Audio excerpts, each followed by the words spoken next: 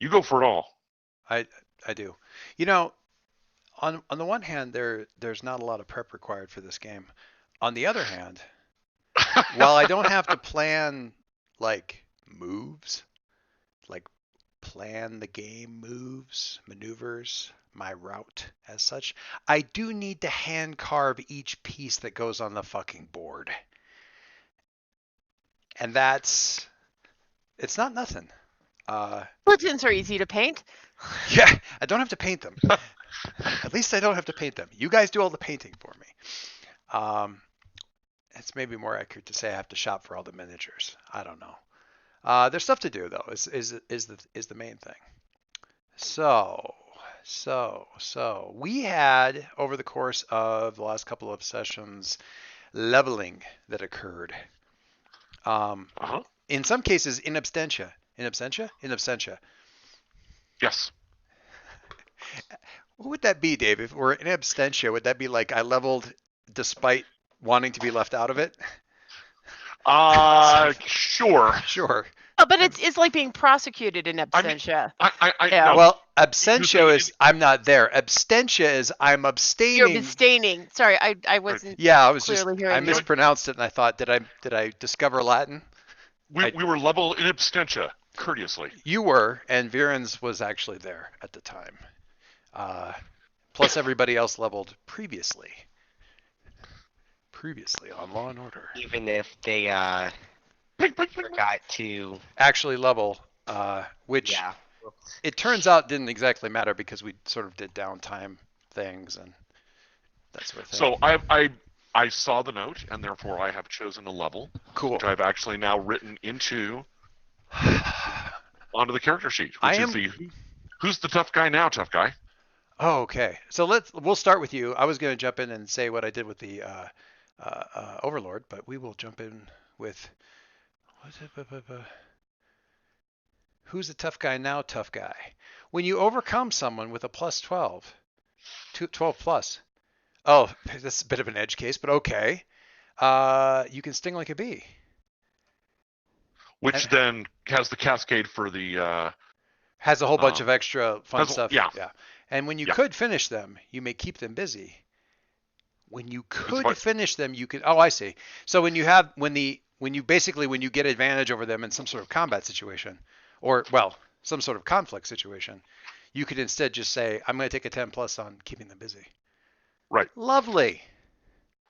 Which 10 plus on keep them busy. I looked it up and now I'm flipping through my little things here. Basically, lets me buy time, but they don't retaliate. But because does that make you level 2 then, or level 3? That makes you because I'm keeping them busy. It means I get to sting like a bee. So you have all kinds of sting like the bee with choose 2 happening. You have under your improvements level 2 and then 1 selected. Is that? No, there should be both the increase your grace and the take another halfling custom checked. Okay, so that makes you level 3, right? That would be 3. No. Well, it should, but for some reason it's still showing 2. So it was 2. I moved it to 3. You must update it yourself. Oh, I must update myself. Okay. Now it's 3. Well, there you go. Alrighty then. I believe you. Just to set the stage a little bit, I'm going to mention a couple things here because some of what I had sort of implied in the previous session are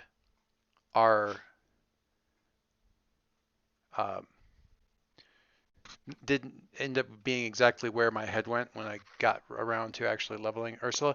Much like James, I should have leveled and didn't, and then finally did.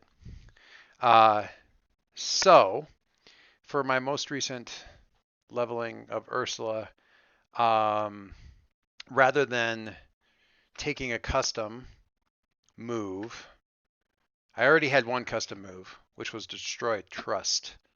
So I can dismiss, mock, or show how weak a bond the two people share is and erase that bond. You? Yeah. That one I already had. That's also delightful, but yeah. Yes, it's delightful, and unfortunately, it's a custom, and it makes me sad. I wish there were a custom move that said pick another custom move that you already have, and your generals get to use it. That would be a really bitchin' custom move because the the one downside to the custom moves is as cool as they are, your generals can't use them, whereas they can use your base moves, which is it's fine. It gives you twist the knife and some things like that, which is fine. But man, I'd love to be able to do that bond damaging with some of her minions, but that's fine.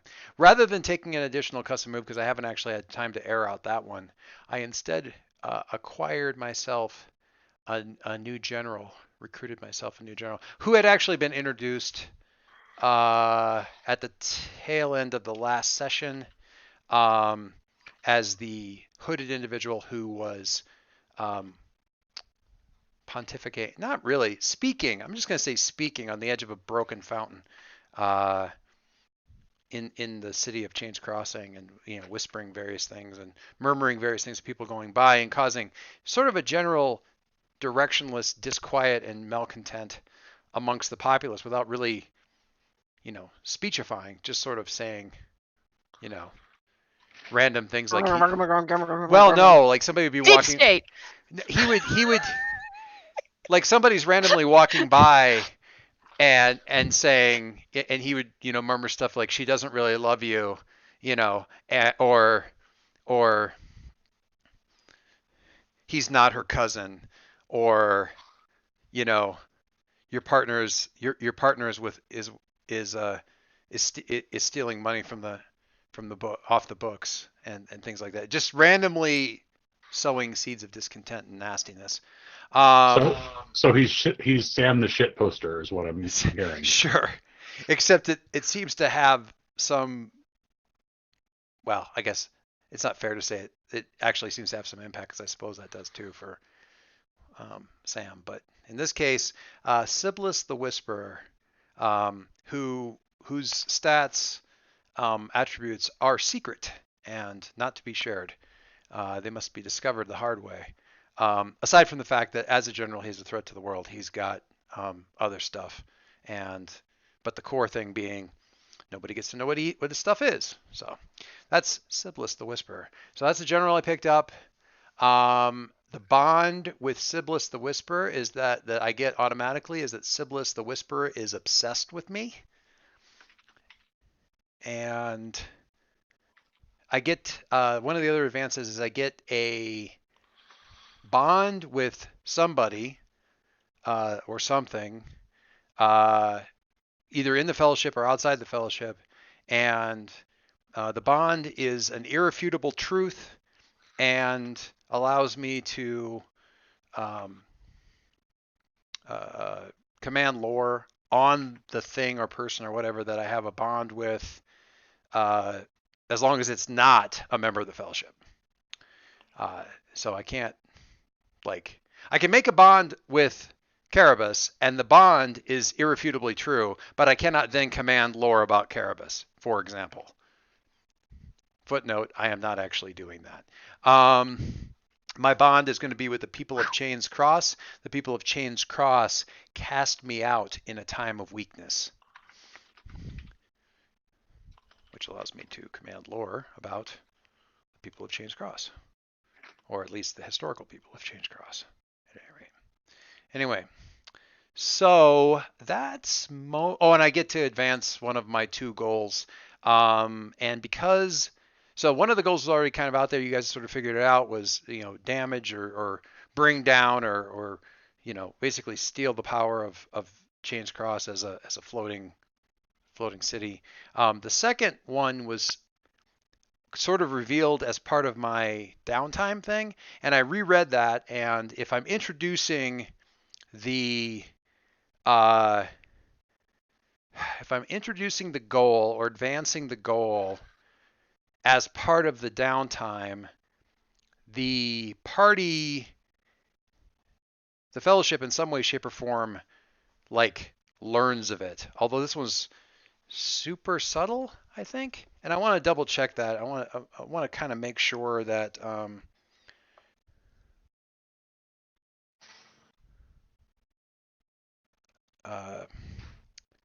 entirely understand this, but. For downtime, the Overlord will also take a turn describing what the Overlord is up to, which usually advances their plans. I don't know that it specifically says that what you hear about, like what I do to advance my plans, is necessarily something that you hear about. I think there's certain levels of it that automatically show up. But in any case, just to make it clear, the Overlord's second sort of master plan thing is to destroy the community of Chains Crossing. So there's, and one would think that those two things are like one would kind of accomplish the other, except Red Valley, the city was definitely wiped out. The community was not, nor was it part of the goal. In this case, it isn't enough that Chains Crossing falls. This is a salty earth. Let no one speak the names of their people kind of situation. Because, as Mike has established, the Overlord is petty and holds a grudge. So that's kind of where things are out as far as that goes. And did you take an advance? Did you take your advance? Did you do your level up? Hang on a second. She's playing with her microphone. The You can't hear. nerve. Okay. I can't hear you either. Oh wait, now you're glowing. Can you hear us now? Okay. I can't hear you though. I can sing. Should I sing? She's resetting. I will instead, while she's doing that, ask James about Wynn's advance. Horrible plan. Horrible plan? Is that one of your advances? No. No. I mean, it sounds like it could be for a Revenant, but I don't know. Sounds like it could be one of Anne's advances. No, that would be dealing with horrible plan. That's a horrible plan. that's a horrible plan in quotes. Like, that sounds like a Squire's type of advance. Did you take one? If not, I will leave you be and bother somebody else. I was going to do my increase to blood or grace. I haven't figured out which one. Nope. Okay. Can't swim. Rain makes travel very difficult for you. Touching running water deals damage to you. Touching birds.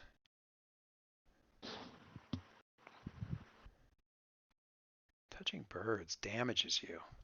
I'm sorry, what did you take? I'm just looking at difficulties of the undead. Ah.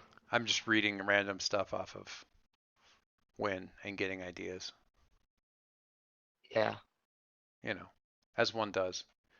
So you're going to advance a stat, you just don't know which one yet. Yeah. Cool. Is Anne still wrangling her mic? She can hear us, but we cannot hear her. For whatever reason. Bill just wrote a move. When you are made aware of a horrible plan, pick where you want to intervene in it. If you halt its execution, succeed on any one move as if you rolled a 7 to 9. If you wait and deal with the collateral, succeed on any one move as if you rolled a 10. I mean, it works. Speaking of moves, Virens. What did Virens do for his advance? I took blood up to 3. Blood of the 3. That sounds Blood up to 3. blood up to 3. Well, there you go. Straightforward. Good for what ails you. Oh my god. All right. Still Hold the on a best sec. move in the game, self-orctualized. Can you hear me now? Yes. Yes. Huzzah. I turned off noise suppression. Just FYI for next time. Apparently, it thinks talking is noise. Apparently it thinks Dave is noise. I mean, Really good noise suppression. it's like it's so good you can't It's even hear overly yourself zealous talk. noise suppression, yes. Yeah. So, Anne, did you take your advance? Yes, and it kind of relates to what I was planning on doing for downtime, but then Dave pointed out that we're We can still do on the floor of the jungle. No, well, we're I don't know that I would describe. No, we got out of the jungle. We got to the Yeah, camp that's of my the people of problem. the air. There could be certainly. Let me If tell you what I wanted to do, and you Sure. can tell me if it works. if you need open sky, I mean, Viren's went on a bit of a walkabout and got out to where there was some sort of bloodletting antelope and that sort of thing. So hit me. My plan was that previously, our dear harbinger had offered to speak with animals and monsters. Ah, So cool. I wanted to use that for my level up, and for my downtime, I wanted to acquire a creature from the and A creature from the witch what? You staticked out for a second. I wanted to acquire a creature from, I always think of it as the jungle, but the lowlands. The lowlands? The sort of the misty, spooky, there's more magic there kind of place? Or yeah, the wow, that's a really big rat you're riding. Oh, okay. Well then. So a small creature that's actually a pretty good sized medium to large sized creature without it being a gargantuan sized creature? Hmm. What are we thinking of? Is it actually a rat? I wasn't thinking of rat because Combat armadillo. too many people. I was thinking of something that was traditionally, cuter or acceptable. A dire hedgehog. I'm sorry. I shouldn't have. That is one tricky saddle. I mean, wow. And could manage it. And can manage Hedgehogs- anything. Damn cute. I will definitely agree with that. Hedgehogs are damn cute. First, you know, Okay, and I'm going to interrupt with my first digression for the evening, which is the reason they're called sea urchins is because urchin used to be the Old English term for hedgehogs. Yep. Love it. One of my favorite things. They're actually ocean hedgehogs. They're sea hedgehogs, yes. Sea hedgehogs, yeah. I love it. Anyway. So,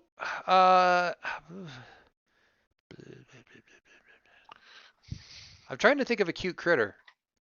Any suggestions from the peanut gallery are welcome. I don't know. I'm kind of digging the hedgehog idea, just because You like to gather urchins about you? Oh, let's see. Let's see what Google says. Cute. Giant hedgehog. Arboreal creature. I mean, they're all cute. Pomeranian crossed with a husky is adorable. Also kind of looks like a fox. Oh my gosh. A fennec. Oh, a fennec fox. Oh my god, that would look crazy big. I'm kind of digging the fennec because he's so damn cute. You wouldn't be able to see around the ears, but sweet mama jama, that the ears stick out really wide. Sure. Oh my god. I swear to God, I am going to make Mike draw you riding on one of those things with the ear, because where you could nest in the ears. I mean, if it were big enough to ride. To a link. Riding a giant. I mean, a riding mole. A giant mole is. Moles are terrifying. Well, that's not. That's really more of a badger. Did you? You know. Oh my god, it's so cute. Moles are terrifying. Star moles are even more. Badger moles. Yeah, but voles. Yeah, voles are kind of cute with their little. They're like elephant voles. Who the hell put that? Dave, how did you find a gigantic hedgehog video? I literally searched on Google for giant hedgehog, and by God, there is Sir David Attenborough and giant hedgehog. Sir David Attenborough and giant hedgehog launch new TV show. I mean, I'm a mere conduit. I will say that does look like a terrifying mount. I mean, I don't want to disregard the fennec fox because it's adorable, but that thing as a mount would certainly get my attention. And we have a Pokemon Fennekin also. That is so cute. I've actually got one of those things floating around the house somewhere. A little stuffy of that Fennekin. If people hadn't already seen, or if this was what the inspiration was, I don't know, but I left an Imager album link in Touchstones and Inspirations for unusual animals and people writing them. Oh, I didn't see that. Has that been up there for a while? Yeah. I did not see, I don't know that I've saw that one. But Oh, you know that I don't end up on there very often, so I'm sorry I Well, missed it. now you have a reason to. Touchstones, eh? Okay. I'm sorry, this is too silly. It is a fennec fox living at a house with a cat. Just leave it at that. Bill has so many touchstone things up here that are all so awesome. Unusual animal, yeah, there you go. Fantasy art, unusual animal writers. Got your cats, you got your rhinos, your hippos. I'd never That write is a so hippo. cute. I wouldn't write a hippo on a bet. It's okay to ride. It's you're in real trouble when you try to get off. God, terrifying creatures. Terrifying. Very nice. I mean, just tell me which I should narrate, Margie. If you're down with the Fennec Fox, I am down with the Fennec Fox. That sounds adorable. I have a question. This is related to Bill, and so it's a bit of world building and probably gets us a nice yes on at least one of our answers for the end of the session real quick. You've talked and actually demonstrated on a number of occasions the whole animal spirit thing, sacrifice thing. Should I phrase this as a question that sort of assumes a certain level of past fact so that I can establish as canon one of my little head canons? Maybe I will. You can choose to fight me back on that one.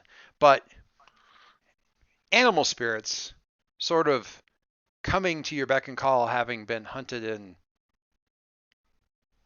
defeated, captured, whatever you want to call it.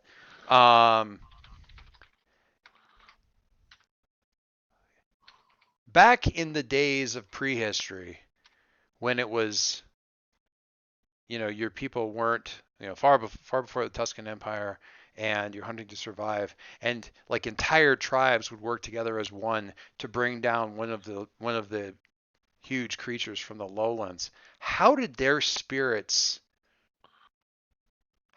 tribe interact with those spirits? Did they become tribal gods to them? Were they servants just in the same way that the smaller creatures were? Was it simply not done? Do they not have spirits? Are they too big? I'm willing to defer that to anybody else who thinks they have a better grasp on giant creatures than I do. But if everybody else punts, then I would probably say something like tribal gods.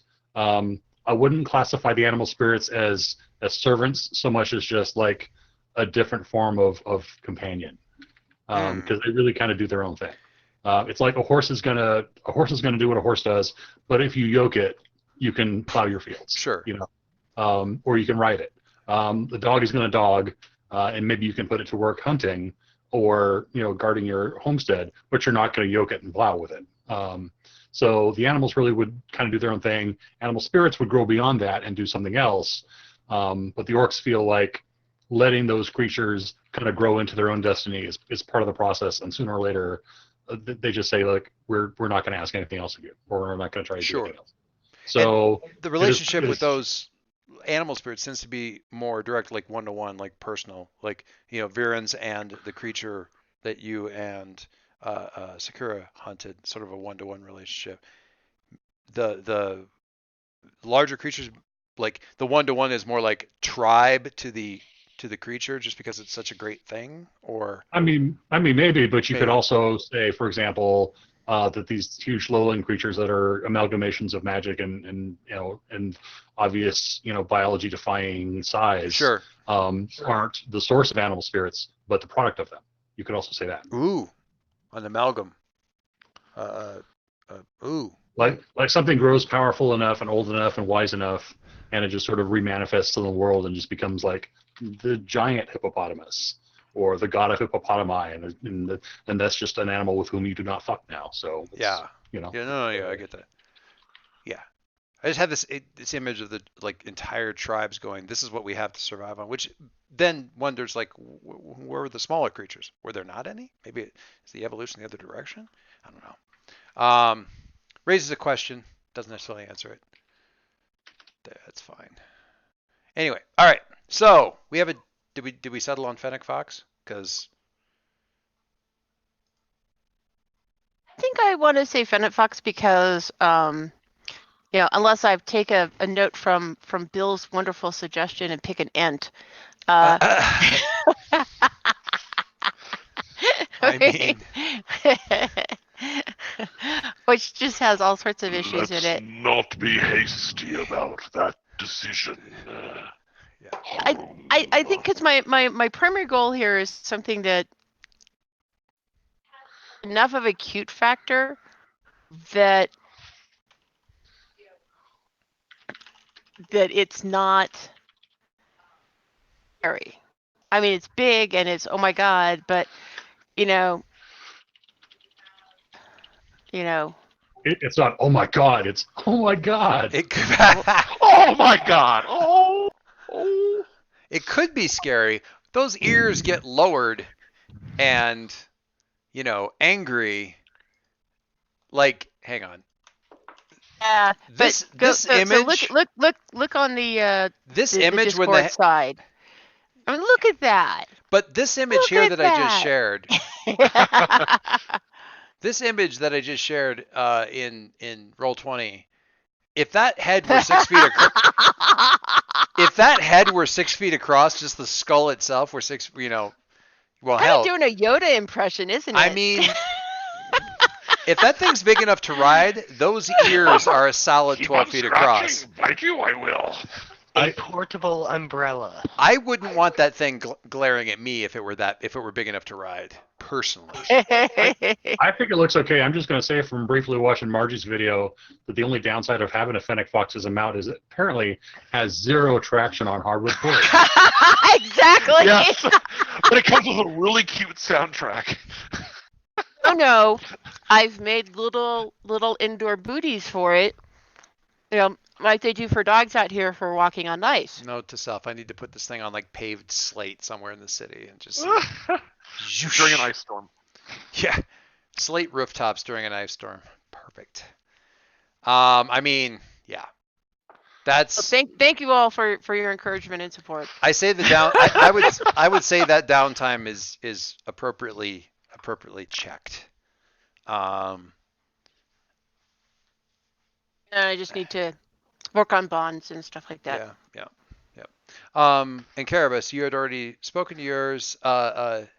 James was just going for stats, and he couldn't figure that. He didn't say one way or the other. I'm not sure what. Roland, I think, was gonna. He had settled on the sort of future sight thing, scrying, what have you, that he actually put to use there at the end of the session, which is what got me to my scene. And I think all we had to really sort of specifically nail down with regards to the people there. Margie, I don't know how much you guys had a chance to sort of read through Bill's play-by-play, but covering of the previous events, but the people for me, not at all. Yeah, the people had been sort of gathered. The refugees from Red Valley had been sort of gathered in. There was some interaction between the shaman and Rowan, with the shaman opining at some length about how the corruptor and the corruptor's people had their own predisposition against the people there that had always been had sort of crept in. Really, those people's views and really what they had done throughout the world had sort of crept into most of the other societies. So for them, it wasn't that the O'Hare specifically had anything against their own people, the Taxat. It was just that, well, they were corrupted by Ursula Tenebros's people's influence. Of course they didn't like us because we were first, and they always hated us, and every people that came thereafter were going to see us as something to conquer or something to destroy. Typically conquer, and we would always be free, so therefore we would always be hated. Whether it be the cat people, catlings, or whether it be the Toskan Empire, or which he seemed to imply. He sort of found the Toskans to be simply just an echo of the Ohir, as far as that went. The orcs, structurally speaking, which there's any number of Toscan political science nerds that would be like, well, actually, for any number of reasons, that they were the first. The corruptor was always the corruptor, from their point of view. And there was a little bit that touched on like the reason that Ursula Tenebrios, the reason that Rowan is having difficulty sort of with Ursula Tenebrios is back, the great corruptor is back, is the fact that he's making it all one sentence, because what he's saying is there's a great threat to the world. It is the great evil Sauron, or as we know him more generally, Rumpelstiltskin. Because Ursula Tenebrios is just sort of this boogeyman name that you drop on any story where the storyteller hasn't come up with a good name for the boogeyman yet, so you just make it another Ursula Tenebrios story. So they become sort of this general Mad Libs boogeyman name that you drop in whenever you don't have another good name for it to be.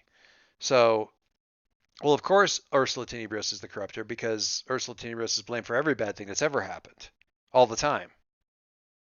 It's just easier. It isn't they aren't the only boogeyman, but they're the one that's the boogeyman. And that's one of the reasons it's difficult to take his whole thing seriously, is because he's personally come to the undeniable conclusion that these two are the same people, and everybody else thinks the whole thing, the very idea of it's laughable. I haven't come up with a really good analogy comparison type of thing for what that would be like, but Black helicopters. Kind of. I mean, yeah. Except, it's a conspiracy thing, but it's, the crops are failing, because of the undue warm weather with climate change that's being brought about by the black helicopters. Except, it's the undue climate change. I have to get the level of the black helicopters seeding the clouds to make them go away, which is allowing more sunlight to come through, and that's what's really causing climate change. Those are all fine conspiracy theories, for some value of fine conspiracy theories. What I'm trying to convey is that these horrible things are happening. These horrible things are done. They are done with a great deal of power, and I have drawn aside the curtain to reveal that the culprit that you think of as Great Satan is also, while being the Great Satan, the Tooth Fairy. And it's just very difficult for anybody to take seriously if you just listen to all the stories. Now, Tooth Fairy is actually a terrible example, but the Mothman, I don't know, pick one. Sasquatch. But still, Bat Boy. Yeah, something. But yeah, Bat Boy. The idea that it's a fairy tale bad guy. It's a children's bad guy that you're trying to attribute great evil to. So your idea here, you're trying to be taken earnestly as a scholar. Oh, this is maybe a decent analogy. You're trying to be taken earnestly as a scholar of climatology and atmospheric chemistry. And your sincere argument to your peers is that the answers to most of the things that need to be done can be found in the 1596 edition of Grimm's Fairy Tales, or the Golden Book of Fairy Stories, because all of those things are actually caused by the same person as what we're dealing with today. Like, you can't be taken seriously, right? Because you've just said this horrible thing, the Great Corruptor, blah, blah, blah, is also Ursula Tenebrios, is also Rumpelstiltskin. You had me until Rumpelstiltskin, man. And that's where he loses people. Whereas for in this case, the birds, there's a moment of sort of shocked silence, and they're kind of like, I mean, yeah, probably. You know, whereas you guys have sort of been faced with a bit of, in some cases, undeniable proof. I mean, the birds are much more amenable to the idea now that, I mean, they're still in a bit of shock, so they'll believe a lot of horrible things right now. I would say maybe Carabas, those Ursula Tenebrio stories. I can't see, like, the Hobbit version would be like the Great Goblin or whatever, but they had their Ursula Tenebrio stories too. She's been this thing. So putting the two together really isn't that as much of a stretch. I don't know.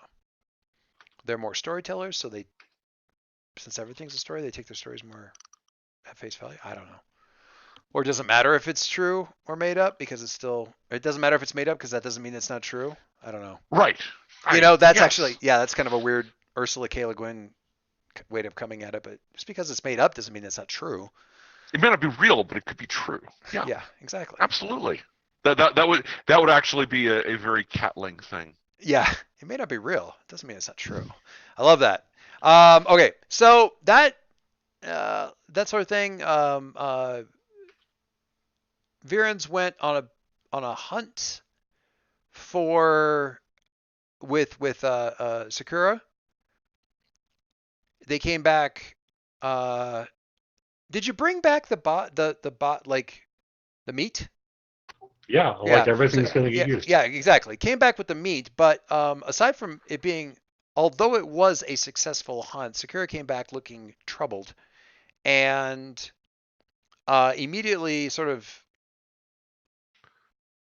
went and spoke with her parents, mother, again, chief of the tribe, father, the shaman, head shaman, the shaman, I shouldn't say head shaman, I guess shaman of the tribe.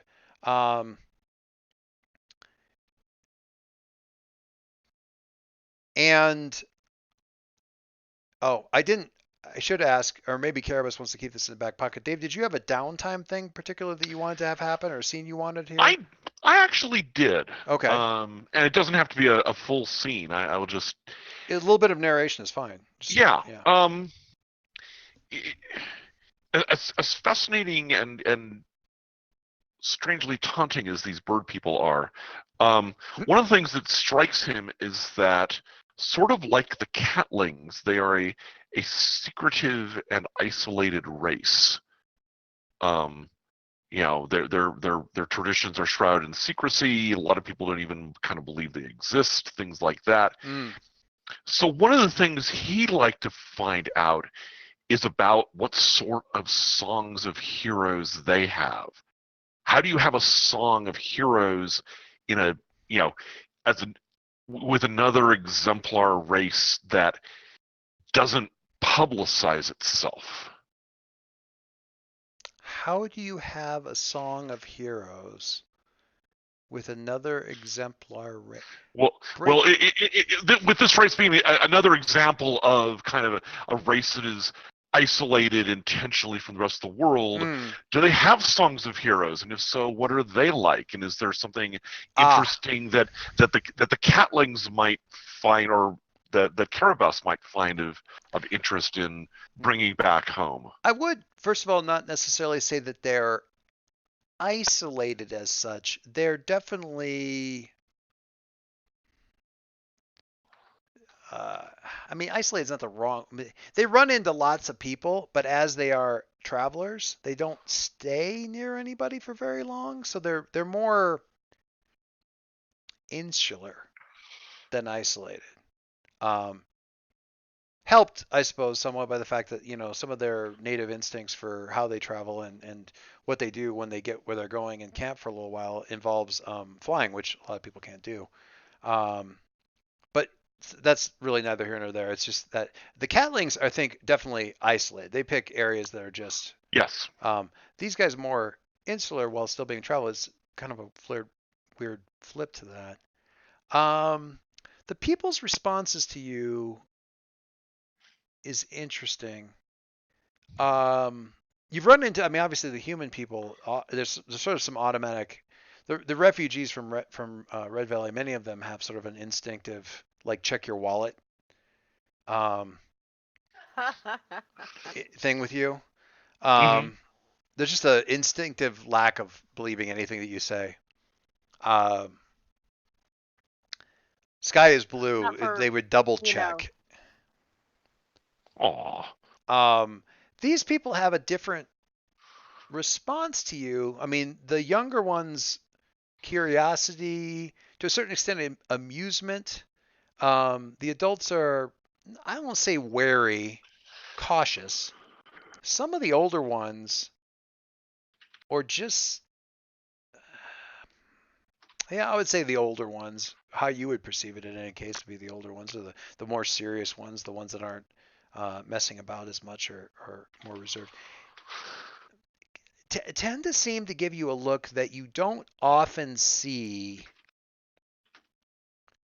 and it's difficult to read even on the bird faces, really, because they're very, I think, alien to you. But there's a real kind of quiet regard for you.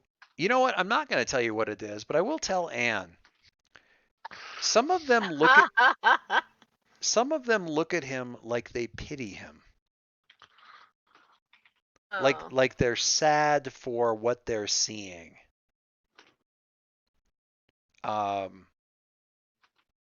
whatever reason, they just, I mean, it's just what it is.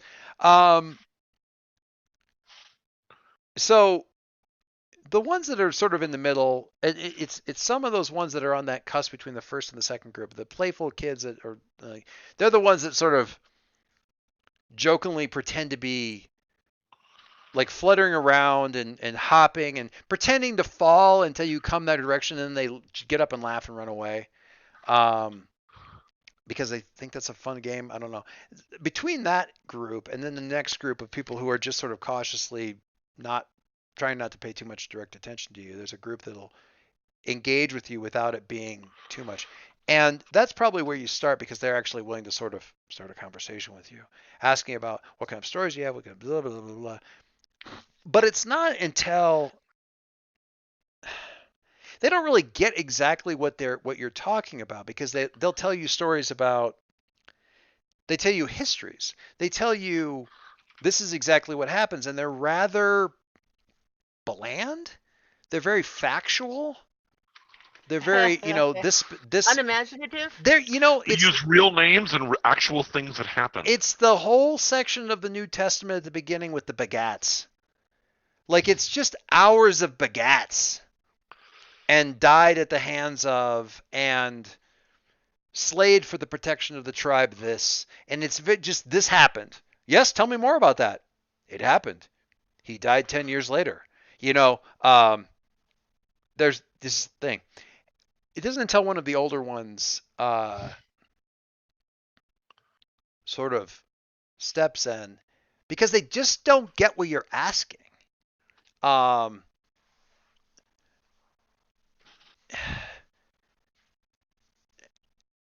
they seem almost annoyed by the thing, because it's like he doesn't want histories. He wants the fire stories.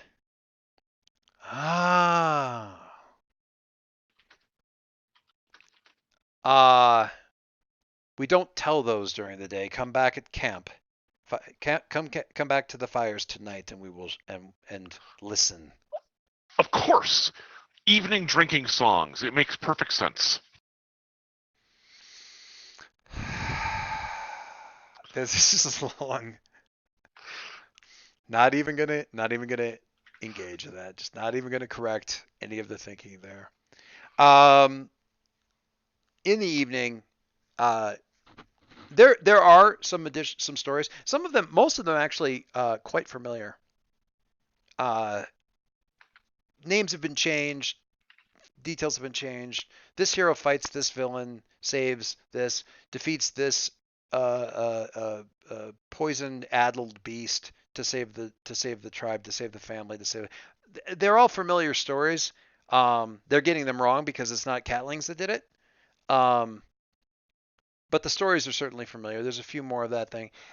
It isn't until the person who originally told you to come to the fire in the first place to speak so that you think you've probably found the story that you're thinking of, or more than what you were thinking of. She tells a story of the first bird that mastered flight. And everybody sort of, from the tribe, sort of settles in like, it's a comfortable pillow. And it's hard to tell from the story if they're talking about a bird or one of the people of the air, the first person of the air, the first noble. I don't know that Karabas would necessarily analyze it that far anyway to split that up and go, well, it was with a noble because they can actually fly, or are they talking about a bird? Maybe Karabas doesn't think about it that much. Rowan would. I don't know honestly whether Karabas would. I mean, It may not Karabas matter. would be more interested in the kind of the nature and excitement of the tale being told, less than the particulars of, was this a bird, a proto-person, a cave dweller? And in the story, the bird speaks. So, but again, Right, that doesn't fine. necessarily mean anything because many times they do, in the older stories. So this is the first bird that mastered flight. Birds could fly before that point in time, of course, because otherwise, what is the point of a bird? But this one truly wished to.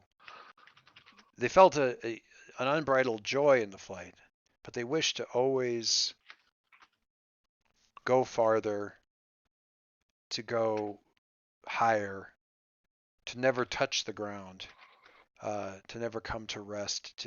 And they or if they must, to rest only on the highest peaks with the greatest views, to see the most of the world, to see the great truths of things from the highest point. And this ability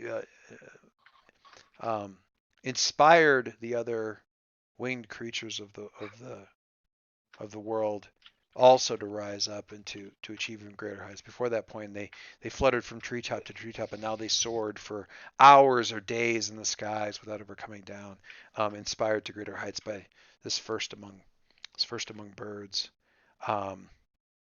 which was a great achievement and a great wonder, and also one of the great one of the first great shadow that fell across the birds of the air, because it drew the attention of the accursed and the corruptor's people, who saw this and saw a creature that rose above them, free of their will, that saw all the things that they would hide from others' view, and sought to and envied them this, and jealously despise them for being able to see that which they would not be seen, and so on and so forth. They attempted many times to, they would try to achieve try to get to similar achievements with their own powers, with their own devices, and failed. But what they failed in their powers of flight, for they were always going to be bound. They're always going to be bound to the world. That was intrinsically within their nature. It seems obvious. They were able to counteract somewhat with their mastery of destruction and corruption, because those birds that did not rise as high as the greatest among them, they could slay, they could destroy, they could corrupt, they could make ill or sick, or keep them from being fruitful and multiplying, and weaken their flocks and thin them and make their feathers fall out, et cetera, so forth. And finally, it was the greatest of the birds came down and to the highest peak of these people's, the highest pinnacle of this people's greatest city, and called down and said, demanded that they stop attacking his people. And they said that they would not unless he gave up his own power of flight to them. And he made a wager that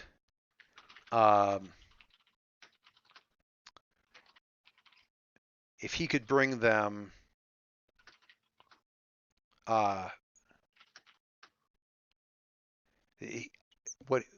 he made a wager that he would allow them to hunt him throughout the world for a year and a day. And if they could capture him or kill him in that time, he would give them his power. And if they could not, then they would be a forever enfeebled against the other creatures of the air, against his people and the birds and that sort of thing. And they took this thing because they had great deal of faith in their ability to destroy and to corrupt and to cast down. And it was a terrible year for the King of Birds because he did not land for the entire time that he flew. He did what water he could gather up was the water he could sip from clouds. What food he could take was seeds that he could capture, or occasionally berries that were brought to him by the birds that would fly the broken branches up to him while he flew, because he would not eat any of the flesh of his fellow birds, for all that he was a bird of prey. He would feed upon the creatures of the land, but he would not land. And still they closed in on him until on the last day after the year, on the last day following the year, they closed onto him, and he resolved to fly so high that they couldn't reach him, and finally and rose up and rose up and rose up and became the first to truly rise above the bounds of this world, the world to which these corruptors were so closely bound. He rose completely above it and became the freest of all the creatures of the air by rising completely above to the very heights and pinnacle of the sky and rising above the sky. And now we see him in the stars above, and they gesture up, and there's the sort of constellation. You can kind of make it out, sort of a firebird kind of. It depends on which stars you're looking at, because maybe it's a firebird, maybe it's a winged man, the kind that you've seen. It depends on which stars you decide to pick up. Yeah, I mean, that particular constellation, once he kind of figures out what they're talking about, is actually part of another constellation known as the actually, it's interesting. It's also known as the great bird, but it's seen as a prey that is always floating in the sky just beyond pretending to be wounded just beyond the reach of Moby Dick. Well, Moby Dick was also an attacking creature. This is the bird flapping away from its nest, pretending to have its wing broken, drawing away the hapless catlings who would pursue it from. And then thinking meal. About that, but that's not quite the same constellation. There are some stars off to the side that they're right. including. They're not including exactly. this other little bit here. And actually, in thinking about that whole like luring you away thing, you realize that's what the little kids were doing. They're like pretending to fall and then running away from you. That's what they were doing before. Mm-hmm. You kind of whether or not you'd actually tracked that previously, or Carabas actually tracked that previously, or kind of like in this context going, that's what they were, those little shits. Anyway, so that's the story that they tell you about the first bird of the sky. And technically he didn't defeat them. He didn't actually win the contest because he left the world before the year and a day was done. So if they ever manage to get to reach him and slay him, they will gain his power over the skies. But obviously that's impossible. Now, Nice. I'm glad you think so. I'm just glad I recorded it because I have no fucking idea what I just said. Like any. I think I actually managed to get most of it typed up. So Okay, that's great.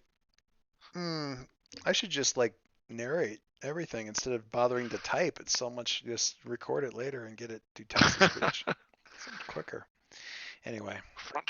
so that's some stuff. Thank you. So thank goodness they actually have some heroic stories, and they kind of apply them to constellations. That's really interesting. It's a good Okay. night. Yeah. It's a good night. It's a good story. It's good camaraderie in the thing. It is brought to a rather abrupt halt when several scouts for the tribe come rushing in. They're speaking in their native tongue. And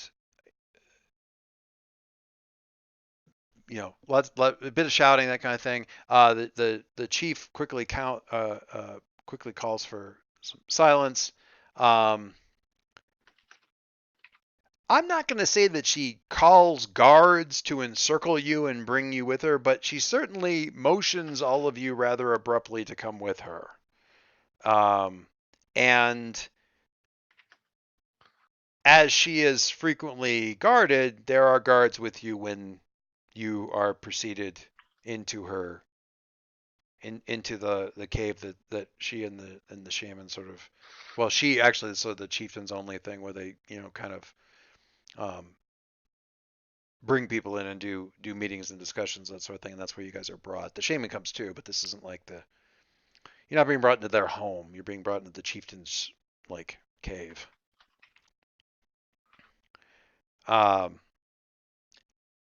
Other people are kind of all pulling up into their trees and their caves and that sort of thing, generally speaking, just getting off the ground. Those from Red Valley are ushered to their caves and told to stay out of sight as much as possible.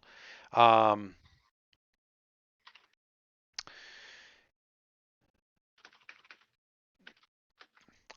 of respect for what you have done for the people of Red Valley and for what you have promised to do for us, we did not choose to demand explanation for what our heir spoke of from her hunt with you, she's saying to Virans. But we have word now from our scouts that an orcish, she says a word,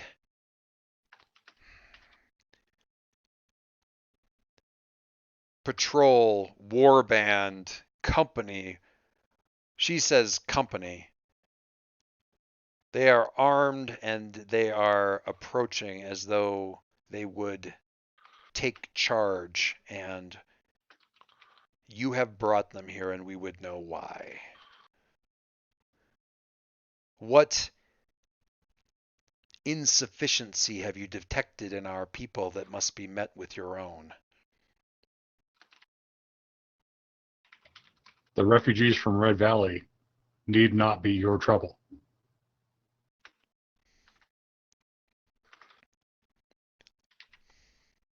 And she opens her mouth once, and you can't tell if it's like, she opens her mouth and closes it. You can't tell if it's she's going to say something and chooses not to, or she's starting to do like a scream and cuts it off before she can and closes her mouth.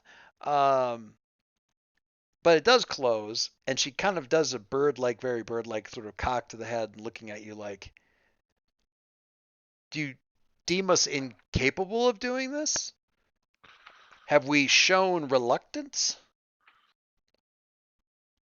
It must still be your choice. And even if they leave having done nothing, the story of Red Valley must reach the wider world. They will carry it, keeping you safe to stay here in your camp and not venture forth, if that is what you wish. We do not need orcs to keep us safe. We have never needed.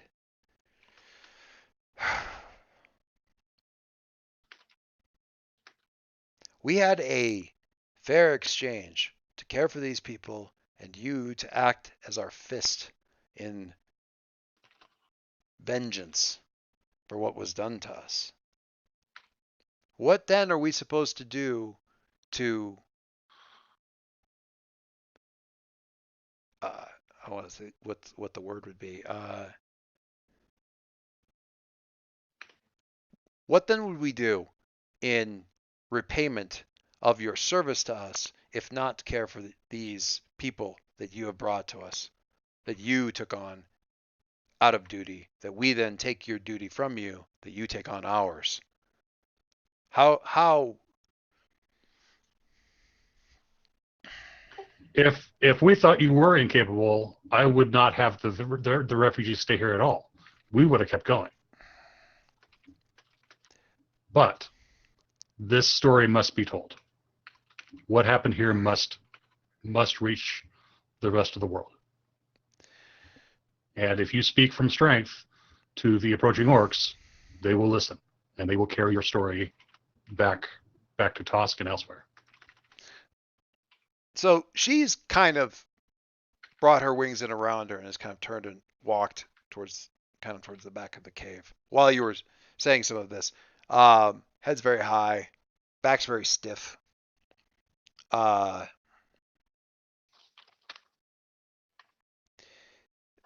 The shaman steps up, or steps sort of into the central position, as though to be I don't know, an intermediary or the diplomat, but he also seems very up in arms, irritated. While he's moving very smoothly, there is a brief violent motion when he reaches to the side and like, I mean, you've seen birds where they're like pruning themselves. Pruning's not the right word, probably. Preening, where they like Meaning, they grab like an errant feather and you just yank it out when it's awry, when it's like not lining up with the rest of them and they can't get it to line up. They just sort of yank it out with their beak, and he's coming forward very calmly and very reservedly and deferentially and that sort of thing. And then like his head kind of goes over the side and he just yanks like 3 feathers really violently and tosses them off to the other side, and then resumes the same body language. It's very disconcerting and sort of split.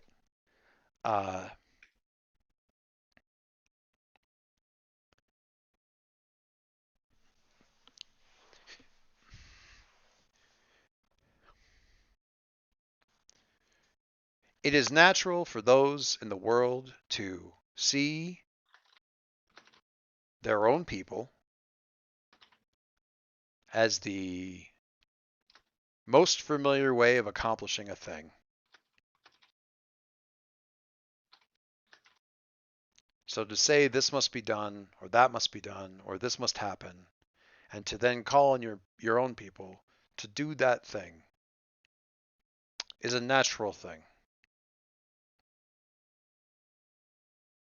Wolves call to wolves,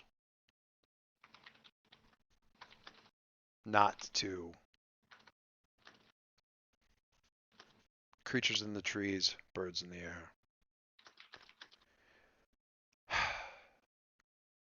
But we are not wolves. We are not simple creatures. The implication here is that something would not be done well enough. One thing or another thing or all things would not be done well enough by the people, and therefore we are trusting you with everything of our people. The very future of our tribe was destroyed, And the only way forward that we have is our own tribe's movement that we must reacquire, and vengeance. And the greater thing in this is vengeance, the power that was taken from us, the life that was taken from us. And we gave that to you without question because you came to us. And we had lives for lives. That is what you do. What one must do to be above those creatures. And we took on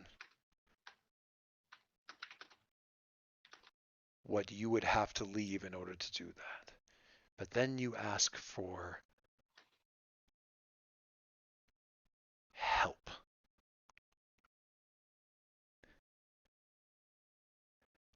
We do not ask you to avenge the death of my son and then also hire mercenaries, just in case.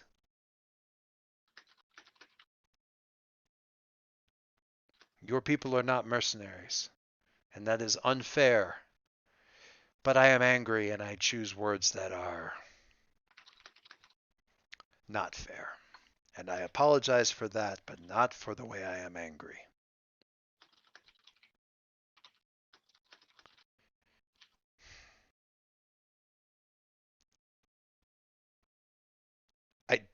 And then he sort of turns and walks, and his head is up and his back is stiff, and he kind of walks with his wings about him, kind of towards the back of the cave.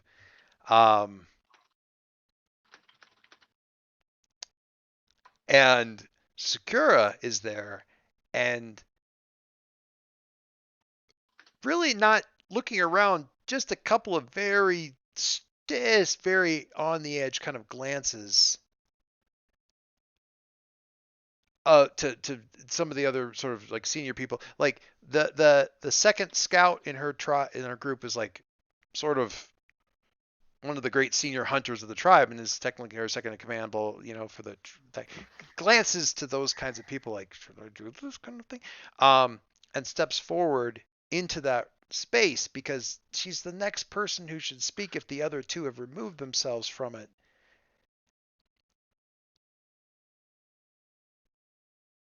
But she doesn't say anything. She's just standing there, and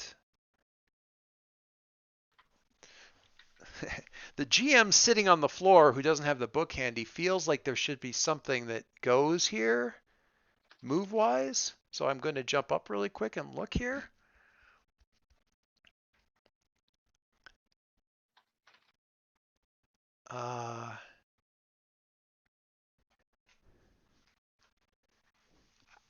So she's in the space where she would speak, but is not speaking. And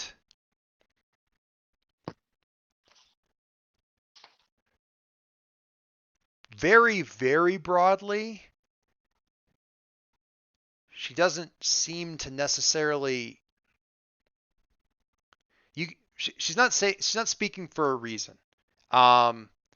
Whether that reason is, I'm not saying without something else happening, whether that reason is, I don't know what to say, or holy shit, you guys need to step up and say something, or what.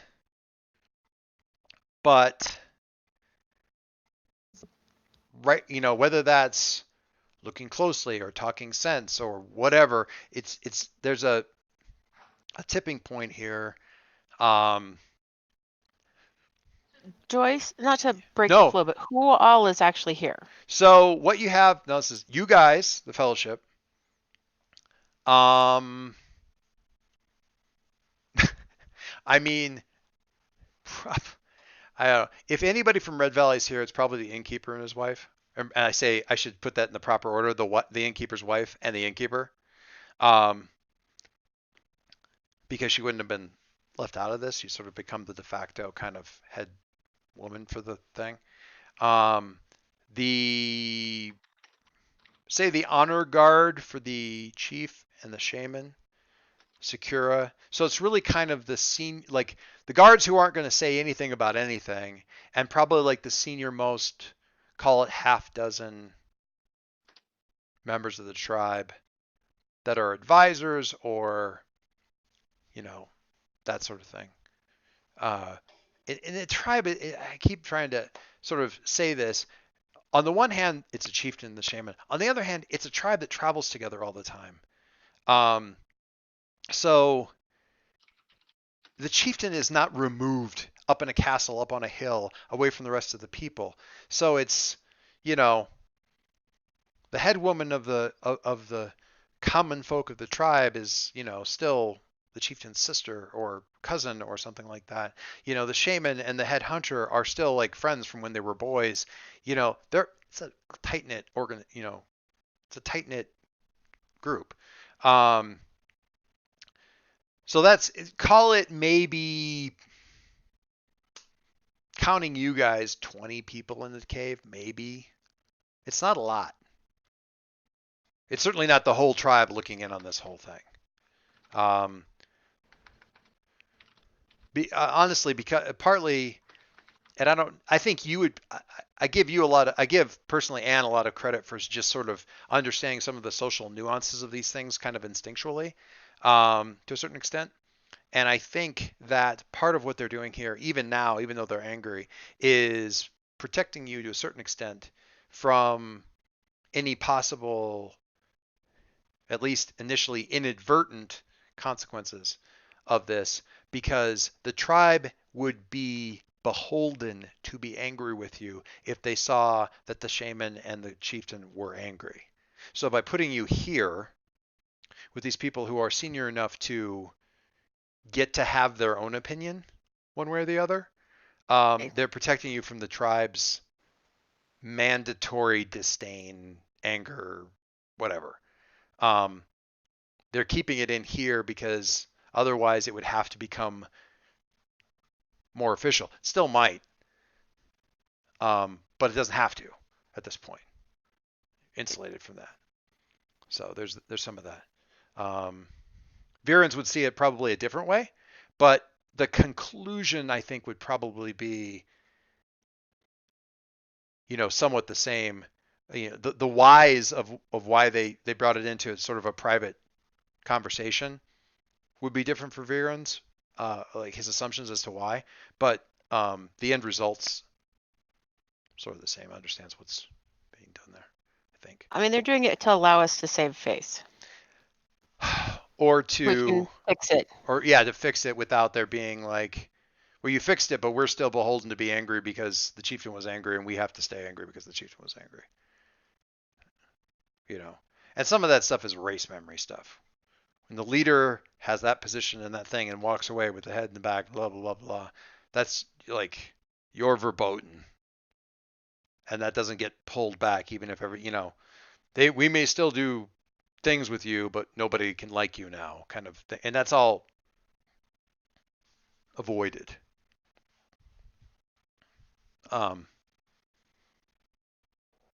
There is some, it's something of the nobility thing. They have the ability, they get to have more nuance to the whole thing, I guess. Stuff like that. So, not to speak for Bill, because Bill, by all means, if Virens is going to say more here, certainly the words were spoken to Virens, what the chieftain said, and also somewhat to Rowan, although he's not here. I'll say also that some of this explanation goes to, because of his previous relation to Rowan's. But I also know, so Bill, jump in, certainly, but I also open the door if you say, because what you had said was I don't want to jump in, but I do know that part of what Bill had in mind for this scene was seeing how Anne felt about this and approached this and saw this. I, as a player, am very interested in that, and I would say that Virens kind of spoke his piece earlier. He said, here's what the orcs are going to come do. If what you were looking for was a move, then talk sense is the appropriate move at this point. If you want to see where that goes, I can roll that. If Anne just wants to jump in. Yeah. If Anne wants to jump in at this point and do her thing, I am happy to see that. Because I know what Virens' next move is going to be if left unobstructed. He's going to say, fight me. I mean, But he's going to say, "Fight me with the best of intentions," and I can talk about why he would say that too. absolutely. Which is, I mean, what we have here, and I love this with my whole heart. But what we have here, in very straightforward fashion, is a clash of cultures. That's where everybody's entirely well-meaning, and the gears are not synchronizing in the worst possible way. Possibly not the worst possible way. And this is why Anne should be talking here, because humans get along with everybody. Anne is Yeah, the social this is exactly the gearbox. situation for Anne. Yeah. Anne is the social clutch and gearbox that can keep us from slipping a. Actually, And honestly, go ahead. Go ahead. I was going to say, honestly, Karabas would probably be kind of leaning on the side of the bird people here because, like, okay, yeah, no, I understand I need to get the story out, but it's kind of I see where they're coming from. If the orcs were like marching into the Shire, Certainly. he'd probably be a bit torqued as well. Right. And not to speak for Rowan, but I kind of feel like there's some aspects to this whole exchange that Rowan would find just tiresome. Like, why are we even talking about this? Ursula. I mean, have we forgotten my obsession? People. Let's get back to my obsession. You know what I mean? So I don't know that he's necessarily very good in this. I mean, he could be. Okay, so give me Anne, the floor has been cleared for you. You've got, and I will, if you want to do a look closely to kind of see, like straight answers about what's going on with various people's emotions and whatnot. But otherwise, you have a general gist of what you want to do and say, and that kind of thing. Give me just a minute though, because my daughter just walked in, and I want to catch up real quick, and then we'll be right back. So actually, everyone grab a drink. Take 4, take 5, and then we'll get back in here and we'll, because this is a commercial break, right? We're like the tension. We don't know what she's gonna say, and Down, down, down. Suddenly- looking at each key person, looking at each other. suddenly, I mean, this is on Amazon Prime, so like it's an ad for the boys, and then like a Tide commercial inexplicably. All right, I'll be right back. Which we need to continue watching.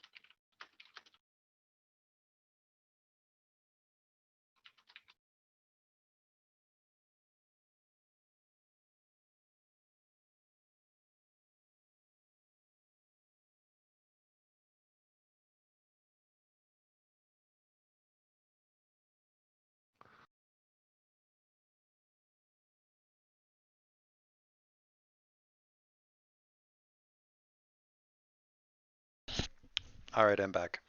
Sorry. Daughter had her first meeting with the school team people with regards to the swim team that starts up in November. So there's much information and much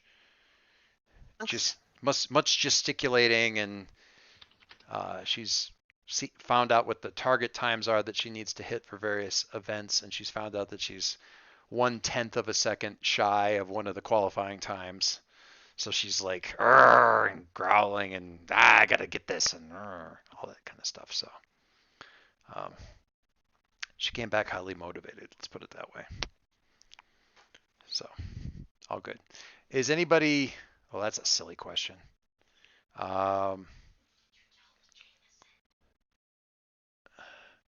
Is everyone back? Bill, are you back? Yeah. Jameson, are you Back from their commercial break. I've been I asked very specifically to inform Jameson that Kaylee says hi. You cut out there. I've been asked very specifically to inform James that Kaylee says hi because she hasn't talked to you in a coon's Kaylee age. says. You cut out again. Really? Kaylee says. Kaylee says to tell Jameson that she says hi because she hasn't talked to you in forever. Yeah, I was just thinking I need to text her. Wow, I am really cutting out a lot. That's super annoying. I'm just watching my little green ring and it was like skipping all over the place. Oop. Yeah, I mean, normally it's fine, but the most important part of this Yeah. was Kaylee said to tell Jameson that. Yeah, she said Say it James. again. She said Kaylee James. said to tell Jameson. Yeah.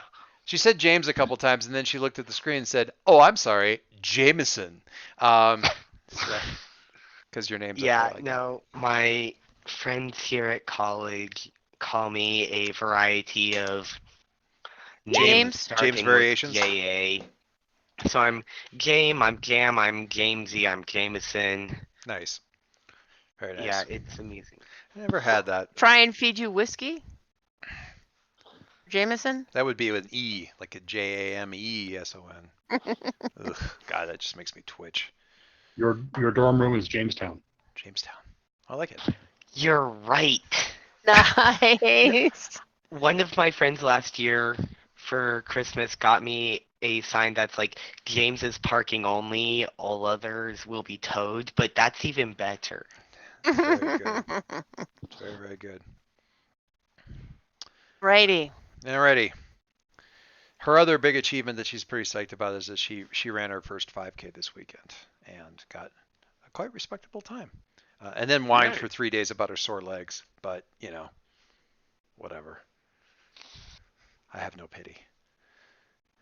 Anyway, because she has no pity for me when I almost drown and when I go swimming. So, back to you. Back to Anne. Anne, our tense moment. Our wordless young heir. So,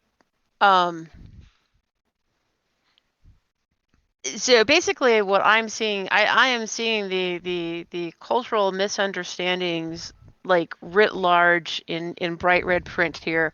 So before the orc can challenge solve the the problem people to a duel to see if they're worthy of taking care of these people, I will clear my throat a little bit. And in my head, I'm thinking to myself, no, I'm giving them the opportunity to prove what we already know, that they're capable of taking care of this. Exactly, no, I know. It's great. I love it. Okay. Basically, Anne sort of steps forward because she was, of course, kind of the main circle of the fellowship. So she steps in a little bit. Thing she says is, "I am sure that no disrespect was intended." So,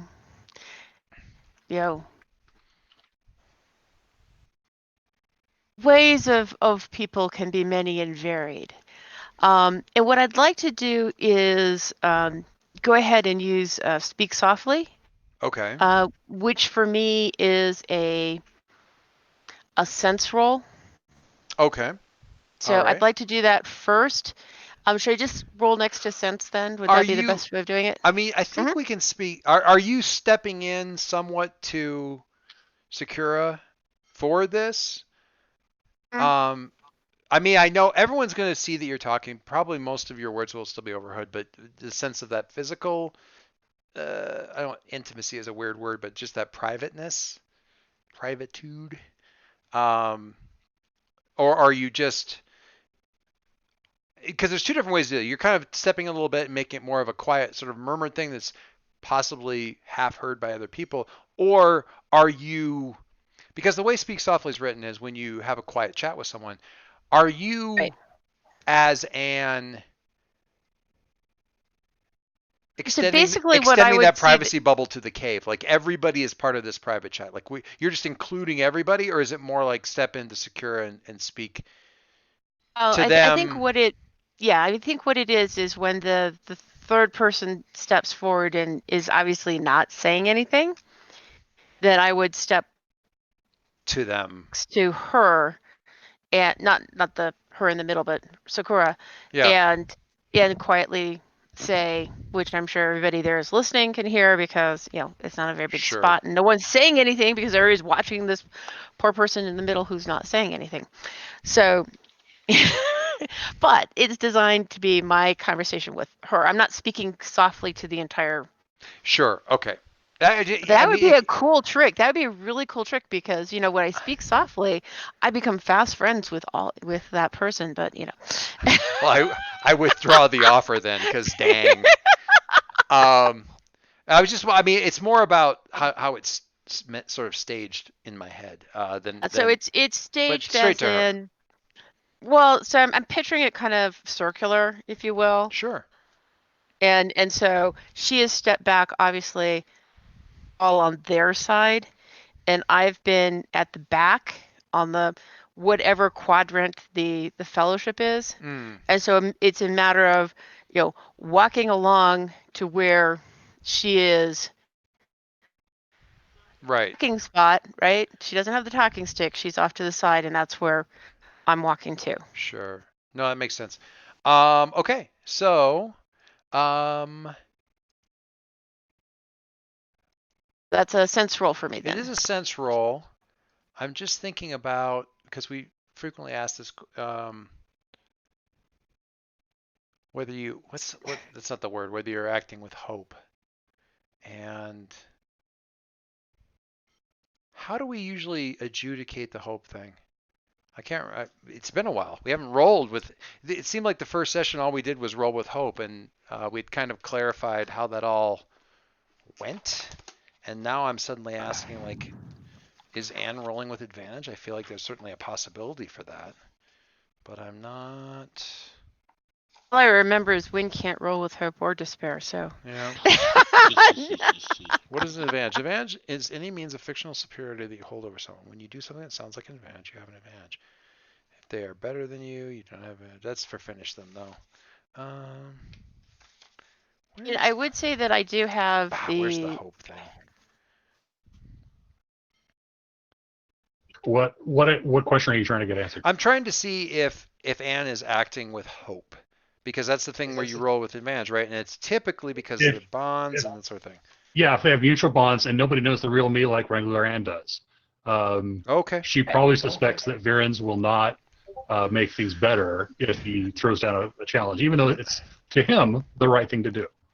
And But so Anne will because understand that you're not doing it out of just a sense of like misplaced male toxicity and machismo. It's this is just Virens And being Virens. also, if the innkeepers here, I also have bonds with them, in terms of Right. Well, it's a question. particularly Bernard, who sees me as the common person's champion. So I think that that's sort of their interest in this. I'm not taking from the fellowship perspective. I'm Right. talking. Sure. He would see it as talking for his people. I'm mostly curious as to whether or not. I mean, for me, I mean, you have bonds with many people. It's just a question of whether the bond actually applies. I certainly think since you're speaking on behalf somewhat of Virens and you have a bond with Virens, it definitely applies. Bonds you have with your allies will support and protect you along your journey. Bonds with other players bind you together and fill you with hope. So on and so forth. So yeah, I would say for this, you are rolling. It is sense, as you said, and I believe you're, rolling filled with hope. So instead of rolling the 2d6, I think there's just a checkbox to ask if you're rolling with hope, which will roll 3 dice and take your highest 2. So do that. I have a partial success on that. Wow, those dice really didn't want you to get this. Look at that. That's crazy. All right. So speaking softly, when you have a quiet chat with someone, you may roll plus wisdom. And this, I think, speaks somewhat to the tension in the space. You can ask 3 questions from the list, but on a 9, less than a 9, one of their answers is not helpful. Either they refuse to choose answer, not to answer. or they reveal a terrible truth you didn't want to hear. Their choice. So why don't you hit me with your questions, and we'll sort out what's going on here. Right. So I think that most of us know the answer to this one, but let's be explicit. What do they want, and how could we help them get it? Feeling is, this is what my assumption is going into this and how I'm speaking, is that, doing this here, and the reason they're talking to us and not crossing a line that would make it impossible for them to step back, is because they want this to work. They really want us to be able to do this for them. They really want to have the because that's how their honor requires them to be able to fill the obligation of our taking on their burden of vengeance. So I mean, I really see this as all about, they're intentionally not crossing a barrier so they can end up with honor on both sides. You could certainly interpret what she says that way. And it's not even necessarily wrong. From their point of view, you are acting as their vengeance, right? Life for life, that kind of thing. Without it getting overwrought, without them overdoing it, because there's problems there ecumenically, I guess, as well.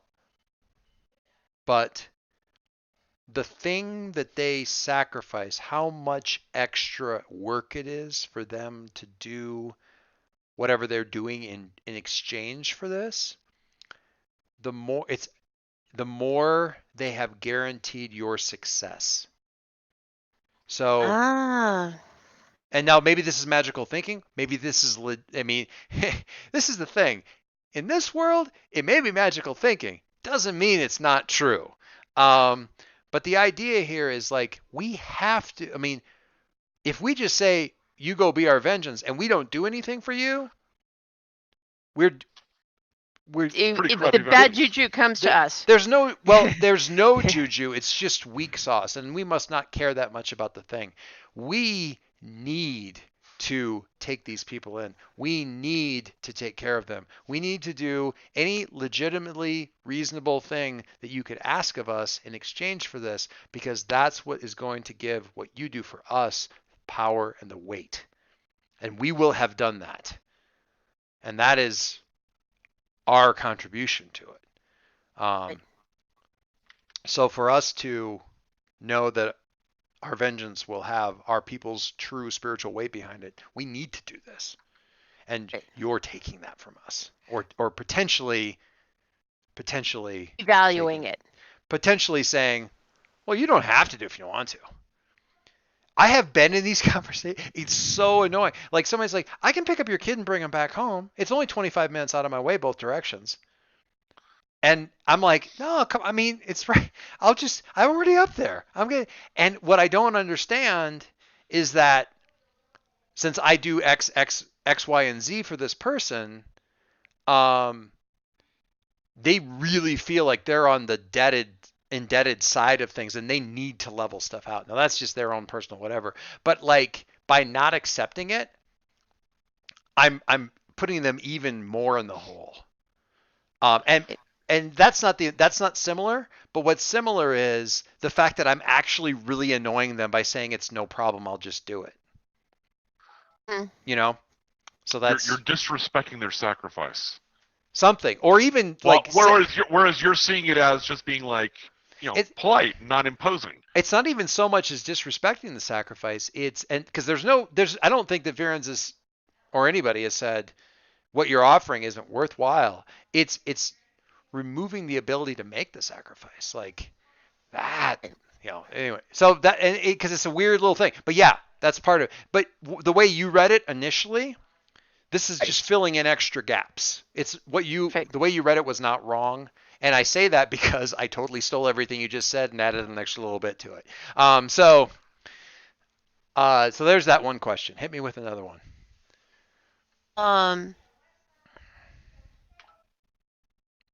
Got distracted talking about Stuff, right? Hold on a second. I had another question, and then I have a final one.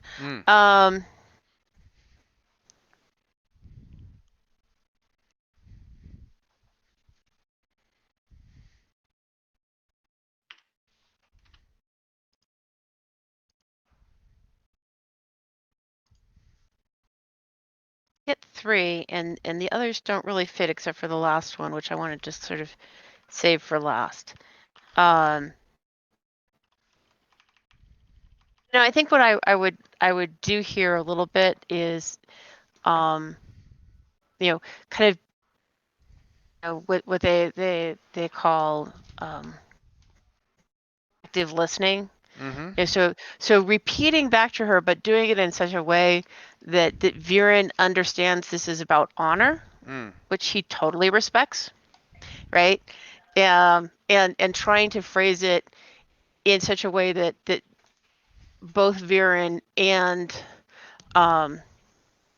folks are understanding that we're all trying to be respectful of each other, and that we're all trying to, to helping them with their vengeance, and that, it's, I don't want to say Viren's wrong in what he did, but I will try and say that we're both coming from a place of honor and commitment. That's sort of in between.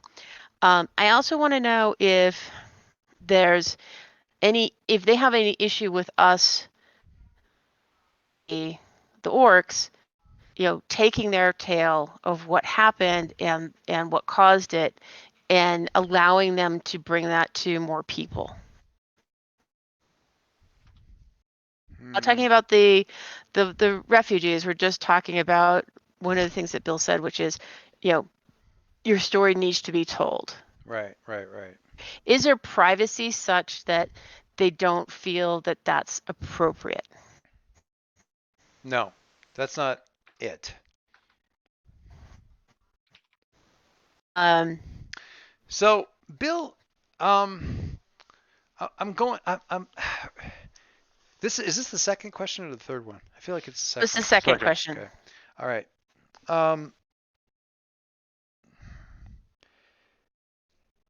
We were talking about Sakura, and she had nursed or been around when there was an orc who had need to be like sort of nursed back to health. Yeah. Can you refresh my memory as to what his relationship was? He wasn't from that original camp, was he? Or the original patrol company? Yeah, he was. He was? But this was like a while back, though. This was several years back. Yeah. Okay. I think I might throw this out to folks. I'm looking for an unwelcome truth. I'm looking for something that's not good. And I think what I'm going in the challenge. I have a winner for you because I've been thinking about this for a while. Okay, because what I'm looking for is some reason why they might also not want orcs here, and it's like bad history kind of thing. But take me a different direction. Throw out what you're thinking of. I want to say that the orc that Sakura interacted with all that time ago regaled her with stories of his people's bravery and how awesome they were, and she told him in all sincerity at that time, I wish there were more orcs here. I wish you would come here. And that's why they're patrolling more in this area. That's why there's more presence in Not this. not just that. She now is hearing like this fear of like the orcs might actually show up, and is feeling like, oh, there's going to be an invasion of orcs and it's my fault. Okay.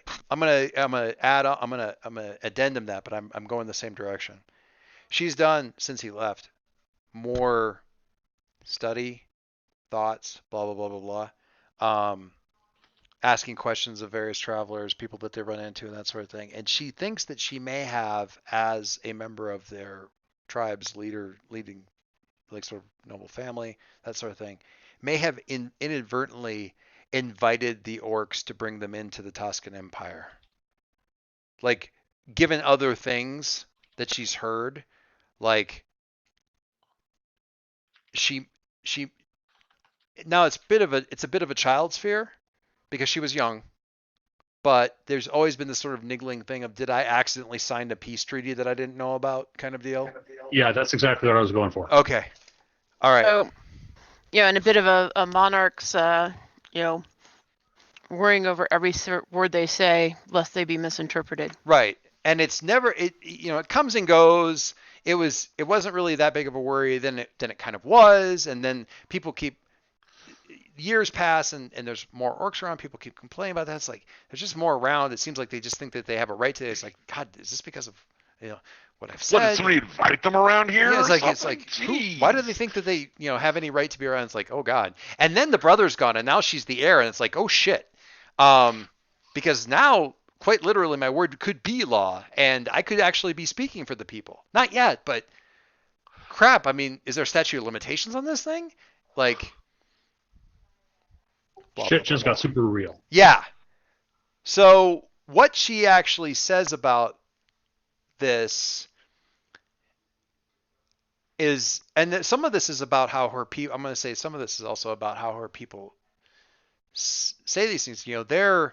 Their ways of expressing things and certainly her role within this thing does give it a certain amount of weight where the people would feel somewhat obligated to at least honor. In the same way that, oh, well, the chieftain's mad at them, and even if the chieftain eventually forgives them and they've got some sort of thing, the fact that the chieftain was mad enough to turn her back and walk away straight back, blah, blah, blah, blah, means that we have to be angry with you forever. Unless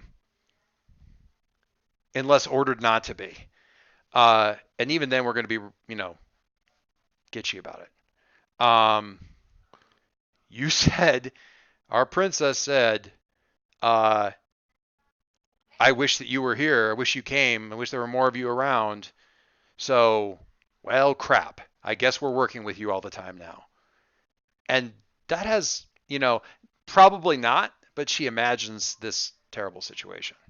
Yeah, because they are applying now their cultural standards to the orcs. To the orcs, right? Which is what this is. I mean, this is where all this thing comes from. So there's, and again, we're speaking softly, so she hasn't spoken this out, but there's a bit of a murmured exchange. I'm going to say that at least some of this is being caught by the mother and father, because it's a bit, to a certain extent, sort of Anne's point. I mean, they're the ones that need to be calmed down by this thing, or brought back, or found. A path needs to be found for them to come back. Something. So there's maybe a little bit of this caught, but most of it's between Anne and Sakura, sort of explaining in a panic that in the past she had said to one of the orc captains, I wish that there were more orcs around and now they're here. And then these are coming and I may have made promises. I may have made vows.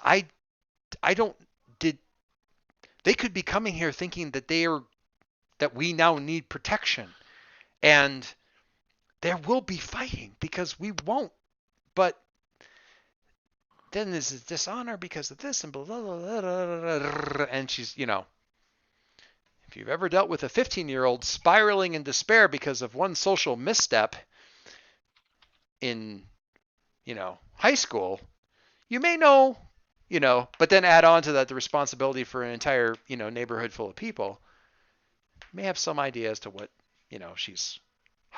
the level to which she is emoting at this point. And it's not all ridiculous. There's certainly a lot of thing here, but it does convey some of the she is conveying culturally the real strong aversion that the people have to being made part of some other culture. They're the first, and that's where she kind of wraps things up. We're the first. We have to remain apart, or we will lose the thing that will save the world. And that's some other story that you haven't heard, but like it's really super culturally important for them to remain apart.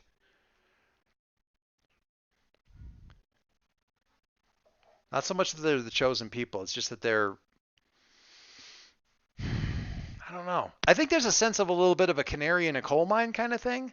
Like they're so susceptible that they have to be apart or they'll get sick faster or something. You know, they'll be weakened faster. It's only in being totally themselves that they're strong enough to do whatever they have to do. I don't know. There's a lot to unpack here. These people are complicated. He said about every culture. So I don't know. Anne, does that give you a third question to ask? I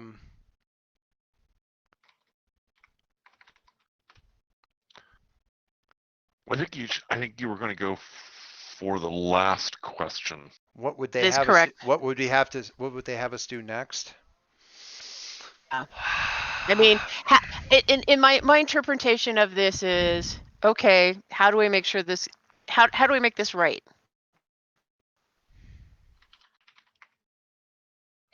And hopefully, you know, in my being overheard, others are getting an idea of the point of view. Viren's orc company cultural check. They were told to come, but they weren't told like you need to rush in and save us from imminent attack or anything like that. Come to the camp. There's things to whatever was he said. Are Literally, they all they know is that this animal spirit showed up to the drumming, bearing the blood of both an orc and a non-orc together, okay? which means they cooperated on a hunt. They cooperate on a hunt, and That's little more than you need to come check this out, and there's some people you need to talk to that aren't orcs. knowing that these So people. they're coming in cold. Okay, so knowing that the Taxat and the orcs cooperated on a hunt, but that word was sent that you need to come.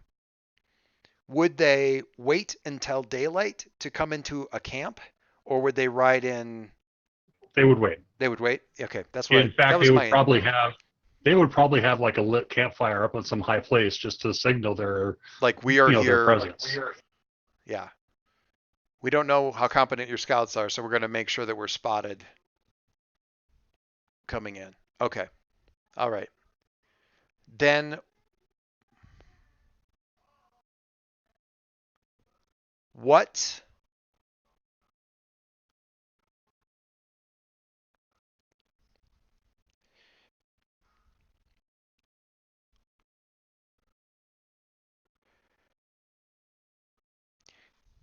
there's so and when you ask like what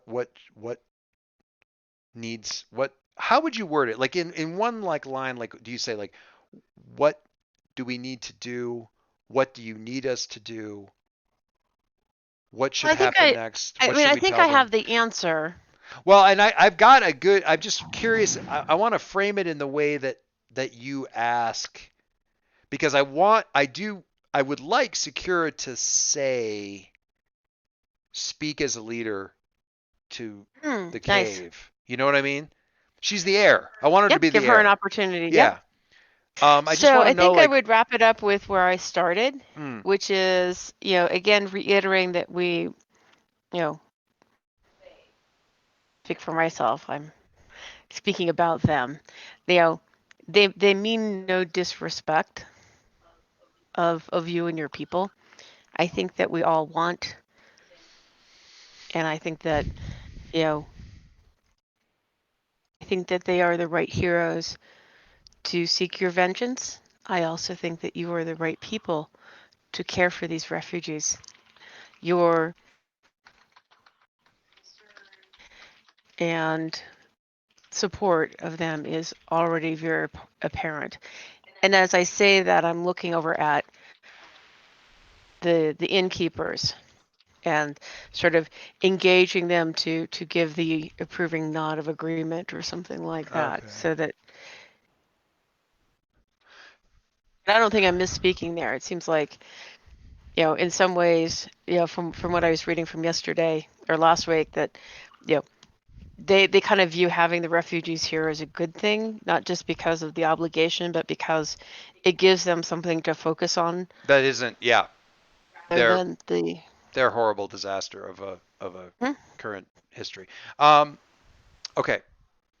So there's a moment where, as you're speaking and sort of asking the question, where the chief seems as though there's just a slight shifting in sort of the feathers on her wings, something where it seems as though she would instinctively turn and answer, and then, but it's just it could be torchlight,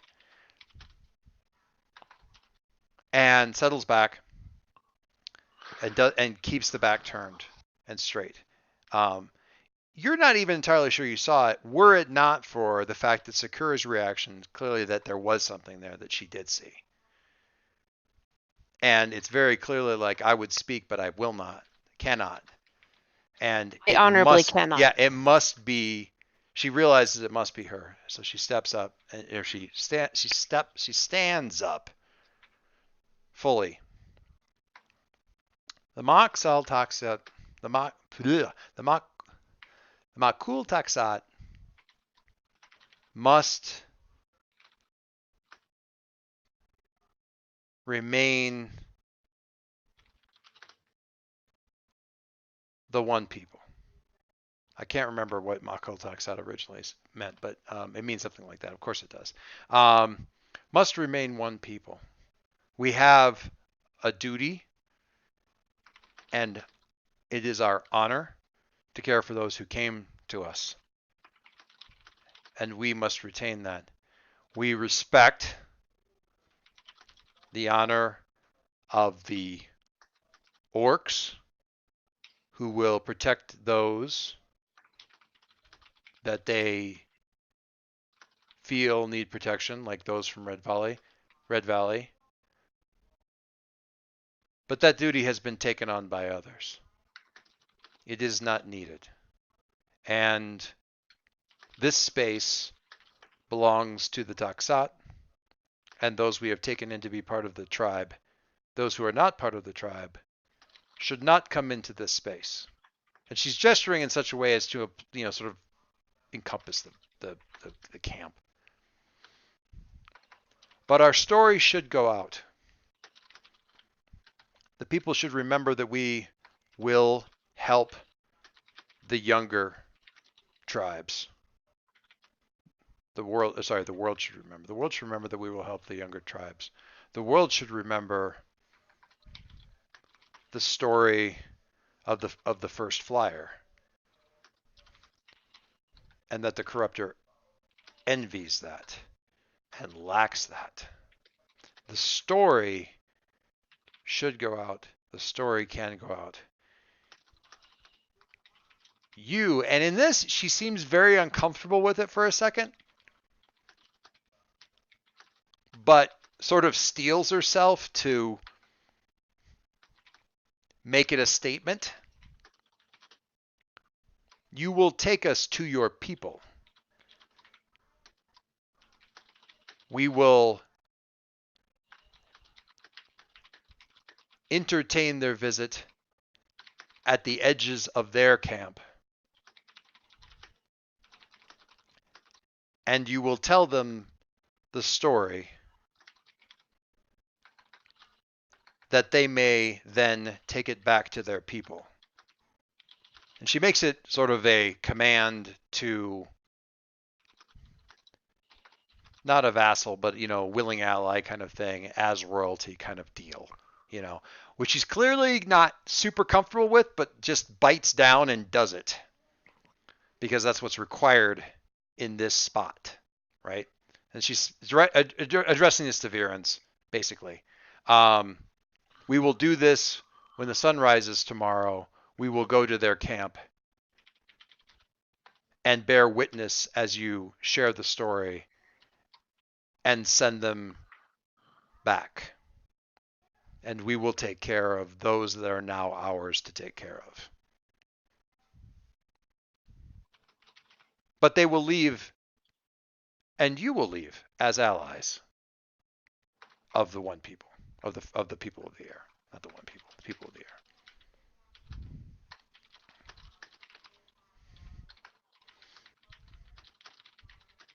And then for just a second, Ann will catch this. Maybe if you're there's one little side eye shot over to the older scout,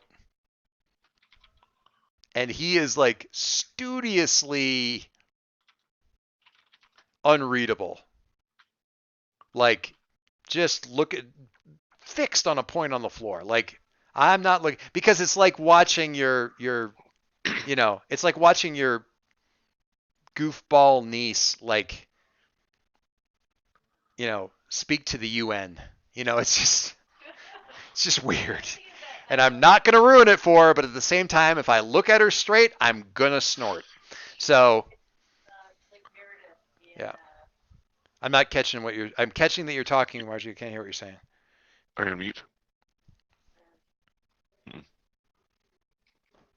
You hear me? Yes. Yes. I was thinking it's like Meredith and Her Brave. mom? Yeah, Brave. Yeah. where your mom's a bear and she's incorporating all those stupid things that her mom had told her over the years about a queen is this and a queen is that, and she's improving it and trying to stay projecting. cool. Yeah. Yeah, exactly.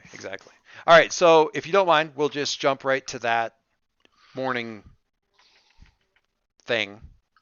Virens, Unless you still want to fight them.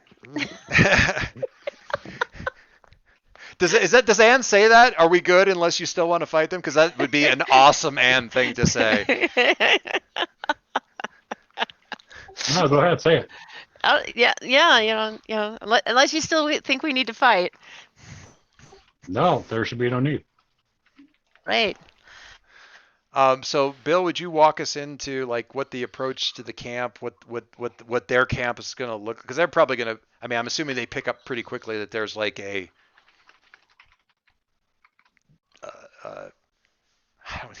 Words are failing me, but there's a. Yeah, so I'll talk about that a little bit. In the real world, the Roman legions would not stop and just start sleeping until they had laid out a camp. Sure. That was specifically laid out. These are 3 guys, but they're still going to do the thing. They're going to say, we're going to set perimeter alarms. We're going to make sure that this is a fortified, defensible spot for the number of people we have.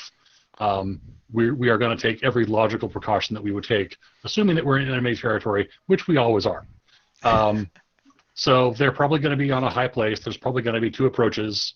If they get attacked from one, they're going to retreat to another.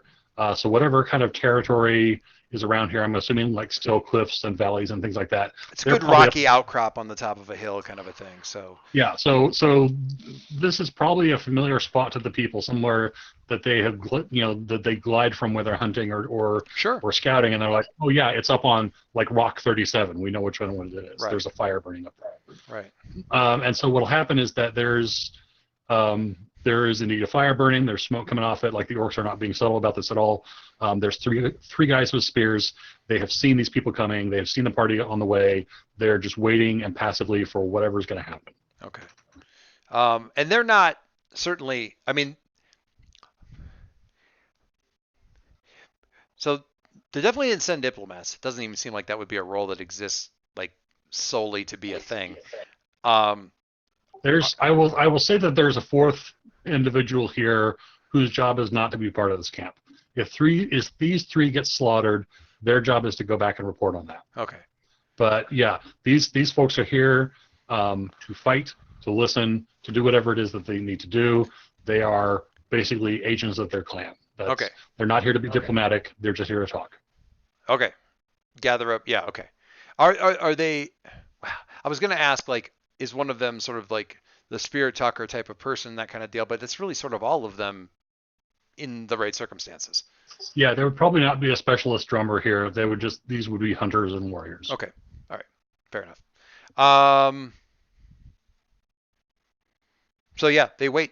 Would you have gone out to meet with them in the night beforehand, or no? In this case, Varens is basically being expected, or at least how I feel, is being expected to be an agent for the Taxat. Yeah. And as such, he's going to walk with them and accompany their party, and basically be, just another part of the entourage while the bird people talk to the orcs. Okay. His job is not mediator. Well, to a certain extent, you'll be a translator because they and there is some understanding there. So the group that goes out is basically a honor guard for Sakura, not the shaman or the chief, because they are still they are not part of this solution. They are sort of freed of their obligations of effrontery or whatever once this is all settled.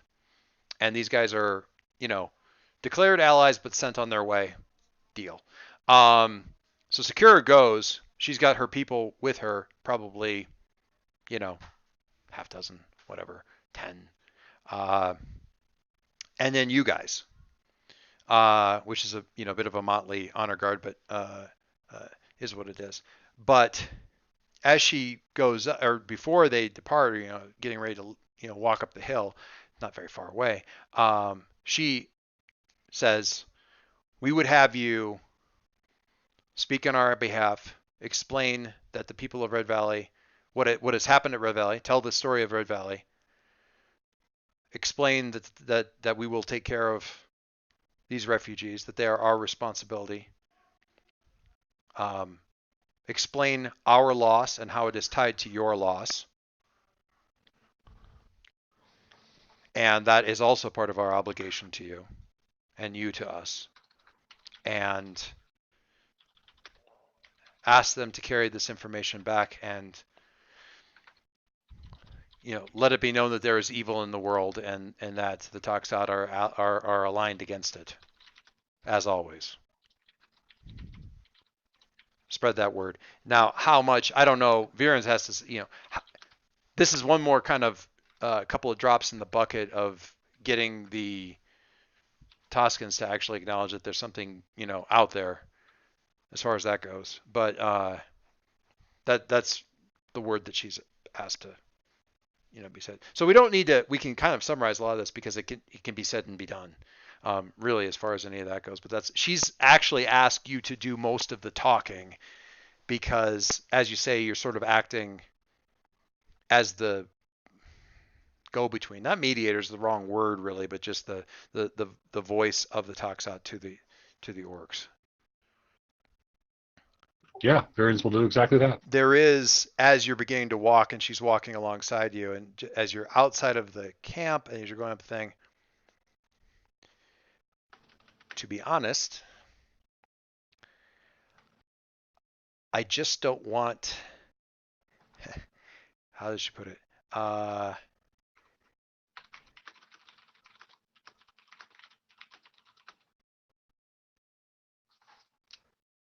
You're the only person that I think could tell them everything that they need to know without somebody thinking that there needs to be some kind of ritual bloodletting again. And she means it as a joke. She means it as a, as an acknowledgement that, oh my God, last night was so extra, and it's basically because we don't understand each other well enough. Sort of an acknowledgement, a bit of a, smirk. Like, I need you to do the talking because I don't want somebody cutting off their left hand by accident because they think they owe it to me, or whatever. No, that's fine, but I should let you know that among orcs, blood shed is also blood shared. I don't want to cut off my left hand either.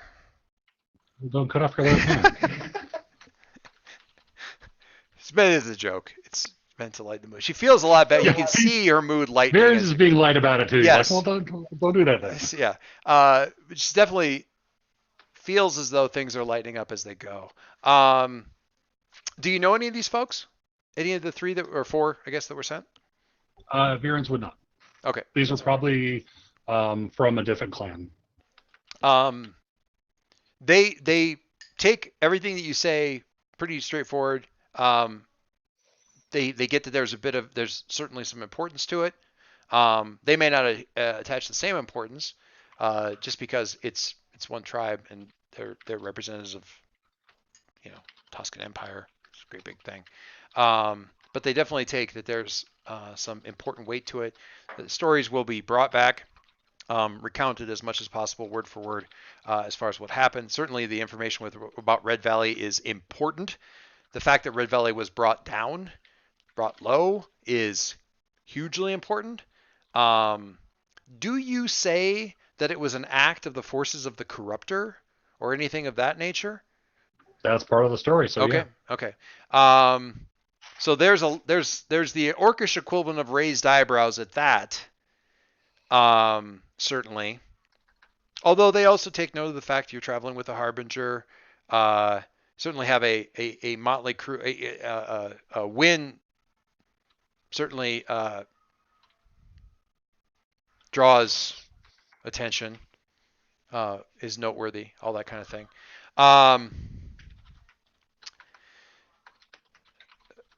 So all that they track all of that. The only additional thing that they ask really that isn't initially probably they ask for some more clarification with regards to what happened with your company, and the island being brought down. So they do get us they do get a broader picture. They knew that the island had come down. They had suspected that it had to do with the orcs, that the orcish company that didn't return. They obviously take it at face value, the fact that you said you were, away from there for legitimate reasons. There's no questioning there of any of that, but they do ask for. But they're definitely getting a picture of like several calamities that seem to have been, at least according to you, caused by external factors that would seem to be the kind of calamities that are too big for a person to have accomplished. And yet, so there's certainly news for them to take back. These 3 people or 4 that are traveling by themselves are absolutely fine with not being suddenly put in charge of 150 refugees that they have to take back across hostile territory. They're a-okay with that. So no stress there. But all in all, they do what needs to be done. They pay the appropriate respects in an orcish way to Sakura and her entourage. And to you, there's a few more words there. They ask you specifically if there's any word that you wish to be sent back. Sent back, Virens. Only that myself and my companions continue to do our duty. All right, so I'll take that. You're at a rank where it's like you kind of get to decide what that entails until somebody bigger than you or more important than you gets says otherwise. So again, they're not those people. So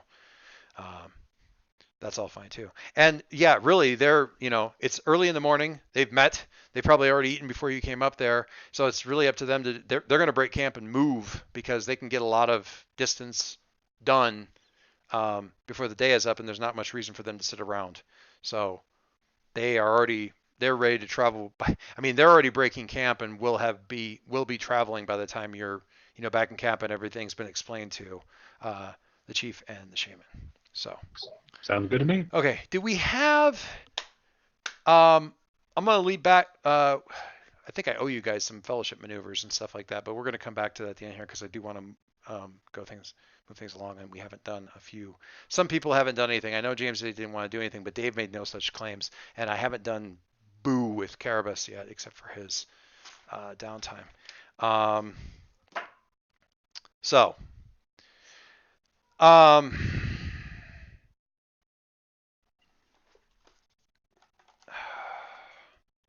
want to go to. We'll come back to here in just a second. There's a thing in here on getting fellowship with the group, and I think I owe you that from the Red Valley guys as well, don't I? I feel like I gotta look back to that. I'm not gonna worry about that just yet. We'll talk about that in a little bit.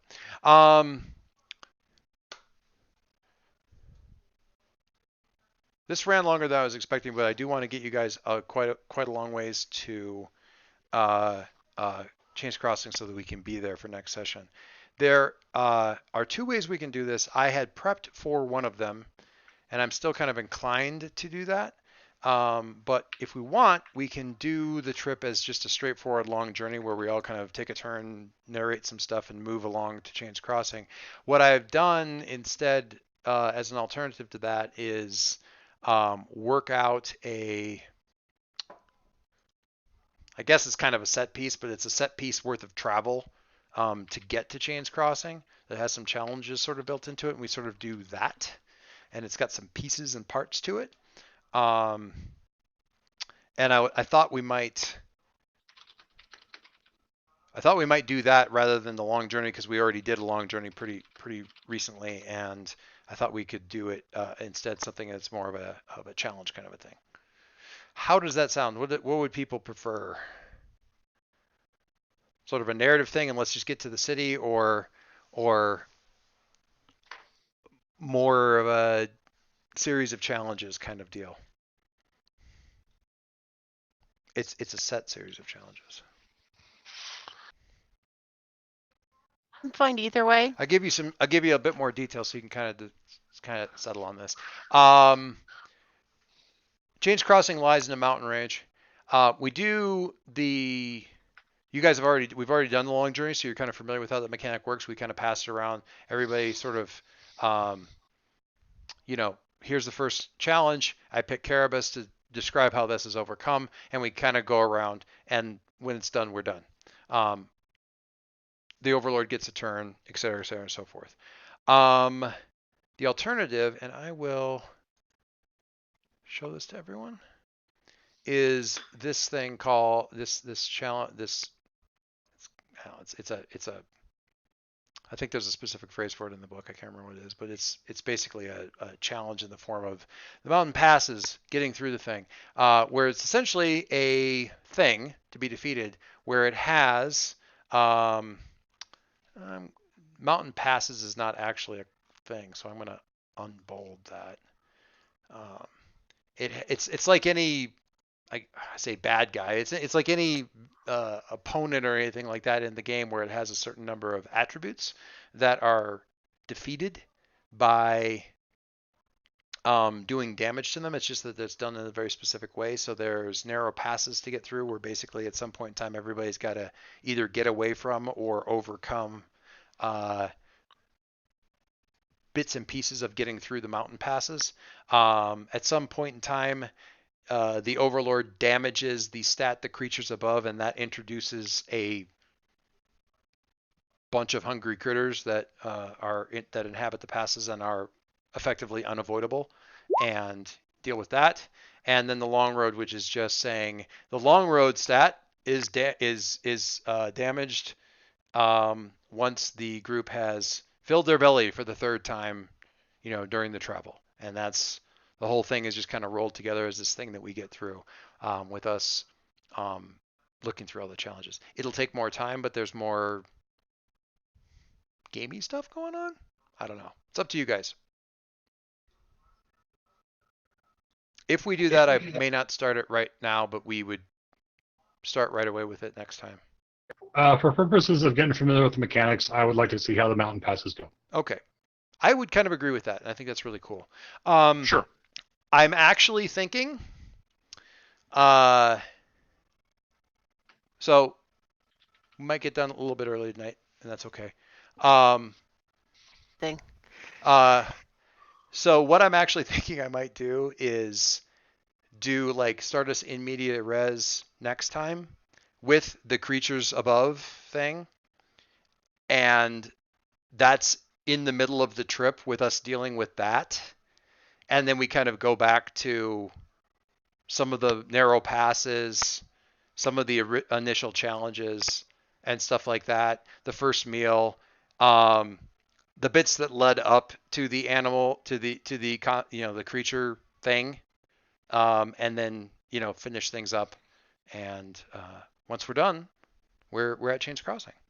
So kind of do that thing, and just there'll be a bunch of little creeping along various places, what overcome looks like versus what getting away looks like, kind Caribus walking along the tops of crusted snow, whatever. I don't know. Being annoying. Just want to slap Legolas for showing off. Anyway, any of that kind of stuff. So yeah, as Bill said, in the interest of checking out the system and stuff like that, I'd like to see how all that stuff kind of plays out and all that kind of good stuff. So we'll be off to that. We didn't get I will only say, Bill, I wanted to get to the city too, but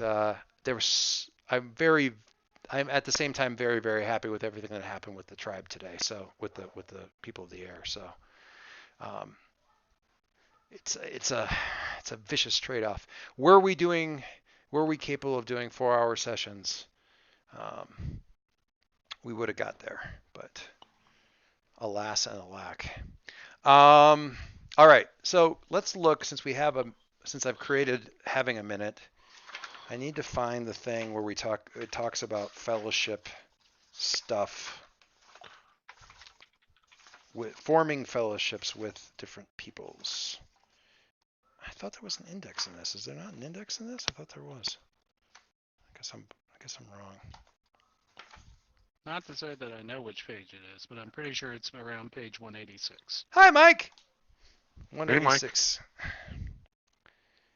I don't know if you saw my note. We actually need to have 2 foxes. Why 2? They're very social and they mate for life. Okay. And Anne would never, Mike, Great up here. during Anne's downtime, she convinced Rowan to teach her how to talk to animals, and she proceeded to tame a couple of giant fennec foxes to use as a mount. Nice. Did you share that? Did you get me to share that move with you? Yes. Cool. Speak to critters. What prompted it? Oh, I'm looking at 136. I can't read. I'm the worst. Like I said, I am just guessing at that. No, that's Overlord's. That's Overlord's custom. That's not where we're at. Although I think it is right around here, though. Overlord's cuts. I am very sorry. It's 130. It's one what? 130. Oh, it was in the one. PDF, so I don't know what that is in the book. It's got to be around there, though. Hold on a second. 125. Dang it. I'll get there. I was 50 pages off. I'm sorry. It's fine. You've been driving. So, granting fellowship. As the game goes on, the heroes will earn the respect of native people they've helped and saved on their journey. When that happens, you must grant them fellowship. A powerful move that represents the bond they have with this community. Fellowship moves usually grant a bonus to the entire fellowship, such as teaching them a new move, giving them equipment or companions, or striking a direct blow against the Overlord.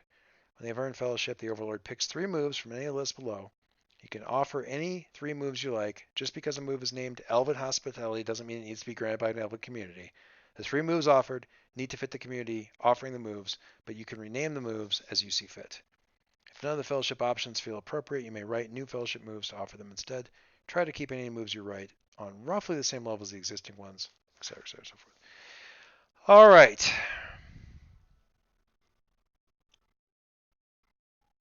I mean, I want to immediately do the strange beast thing, but no.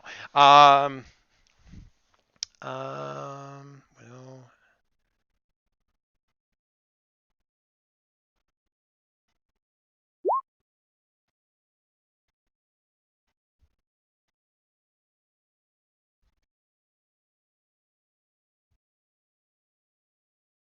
Okay.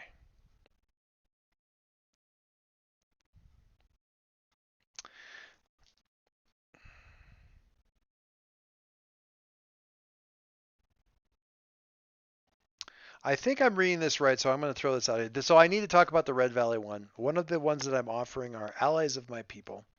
A neighboring community is allies with this one. I'm speaking of the Red Valley community. And you gain fellowship with them as well. What that means is you will receive that fellowship and recover as soon as you get there, and the Overlord will get no benefits from this future recovery.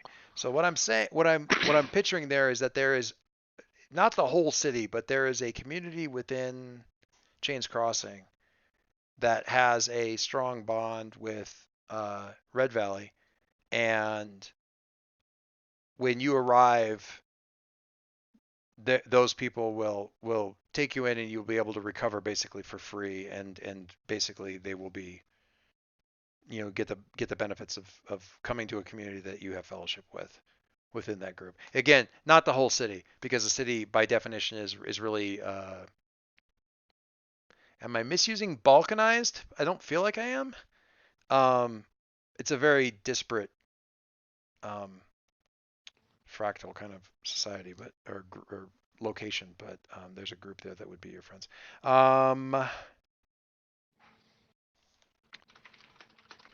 Do.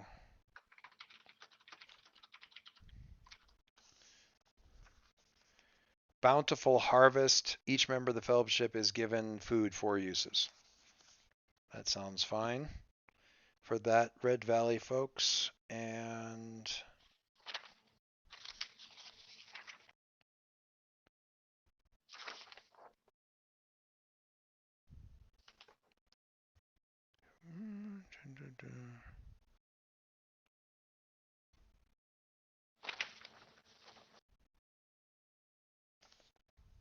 hang on.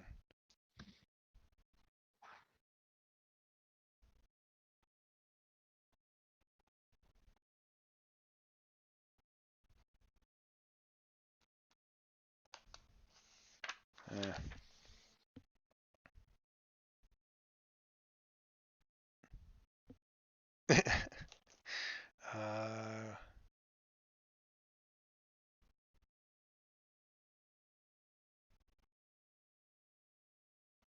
If anybody, okay, so I will encourage you all, because while you're listening to me read, which is about as exciting as watching paint dry, I'm looking for a third thing to offer for Red Valley.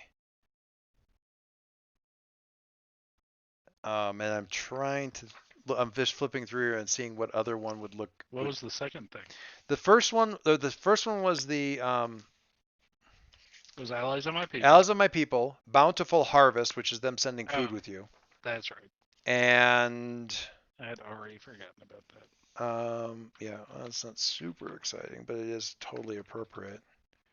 That Anne still wants that small army, so I mean, I'm not. That would be basically all of them going with you. So, We want that. I know you want to see. You were given a siege tank to get no. So I'll give you 3 options Yes. if you want them. War boys. Oh my god. So the first one would be Mhm. finer goods you'll never see, and just instead of elven made, they are, Something. of them. Finer goods. Where's that? Oh, there it is. Yep, they're all in alphabetical armor. The other is rail protection, because perhaps, some of these folks, they decide to send some of their warriors with us. Well, here's my thing: is I'm not to the people of the air yet.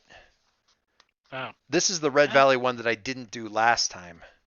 Oh, in that case. So I'm trying. That was what I was thinking on. Right, which I'm going to get to in a minute. The cyborgs of this community. No.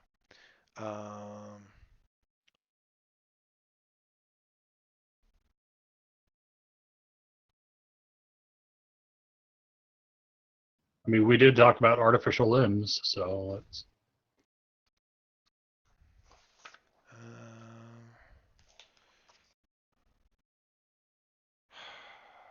I was about to say, they could have halfling hospitality and maybe give us some of the things that they can't carry with them any further. Let me look at the layout in the book is a little bit odd, because there's like the header and then the description. There's an understatement. Yeah. Halflings have everything. Go on the way to find special.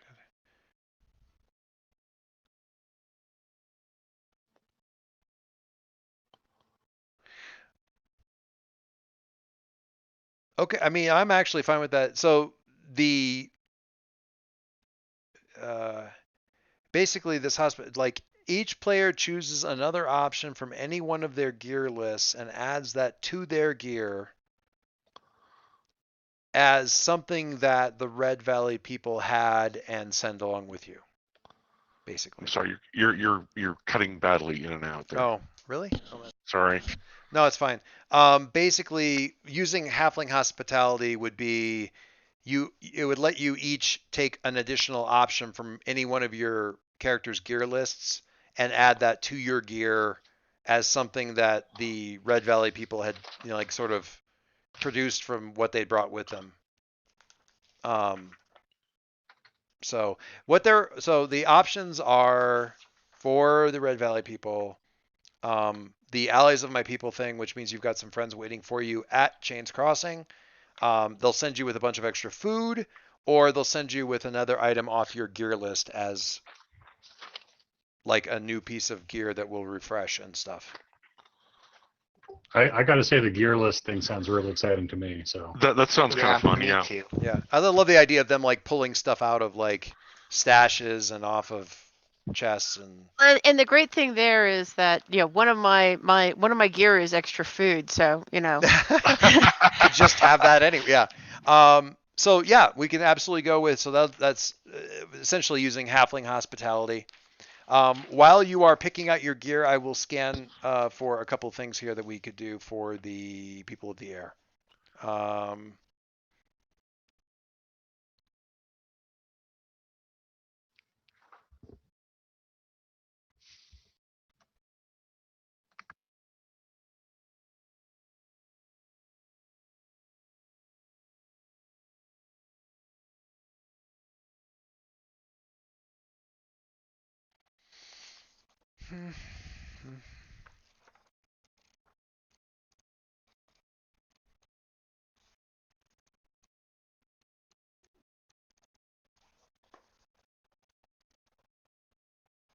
I'm just going to say that technically, some personal stuff is considered gear for orcs, like strong as an ox. Use this to smash through a wall or door.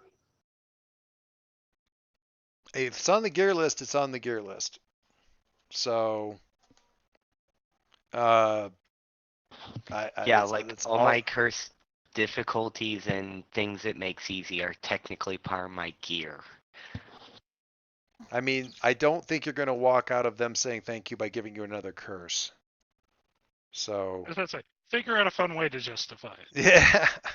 I have one actually. We found a bunch of stuff underground in the forges. Oh yeah. And they're going to be like, here's this belt, here's this potion, I love the idea that thing. like they were looting as they went, kind of just picking stuff up. I literally have a bond with like somebody from the bandits, so yeah, I would think. Yeah, we got all this from the bandits. Yeah, the bandits are like, you should take this. Like, how do you have that? Oh, best not to ask. I found it. Just don't ask where it. Or I found it. It fell off a truck. Just don't ask me which one. as long as none of the other Red Valley folks are complaining about it. Certainly not.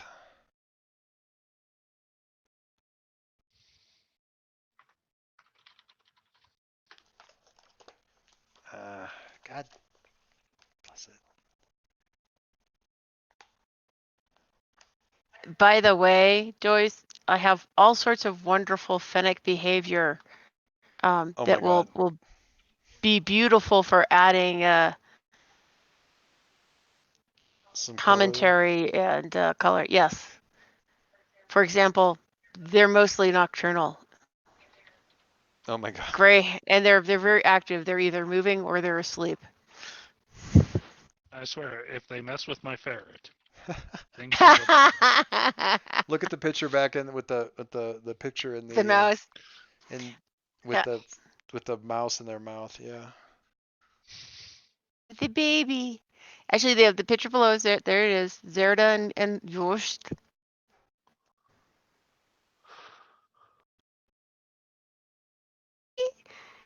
How can you be scared of something so cute?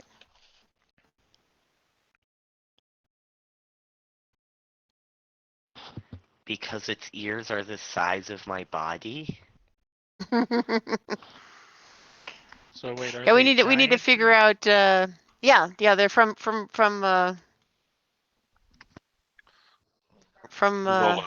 Lowlands. These are riding phoenix. Riding phoenix. They're little creatures that dire are big. Phoenix. Dire phoenix. Dire fennec foxes. So I have to tell you this one thing, Kaylee. Margie did something where she got one of these guys, Oh, they're so cute. but big enough to ride. Oh, I'm jealous. I want one. Fennec I knew foxes she are would. cool. Okay, I've got two right here off the bat that I'm pretty happy with, and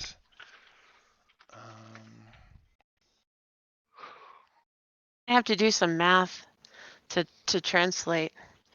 They're normally 8 inches tall. these things, yeah. They're 8 inches tall and their ears are like 3 inches. I am terrified. That's okay. They also weigh like 2 to 3 pounds. About a pound of food a day. God, there's so many good ideas I like in here. Let's see. They can jump straight up 2 feet. Oh my and God. jump forward 4. So James, I have a new favorite, not favorite, but new fun fruit for you to try if you see it out in California. It's called a bubble gum. So they're size of like 3 times the size of a big grape.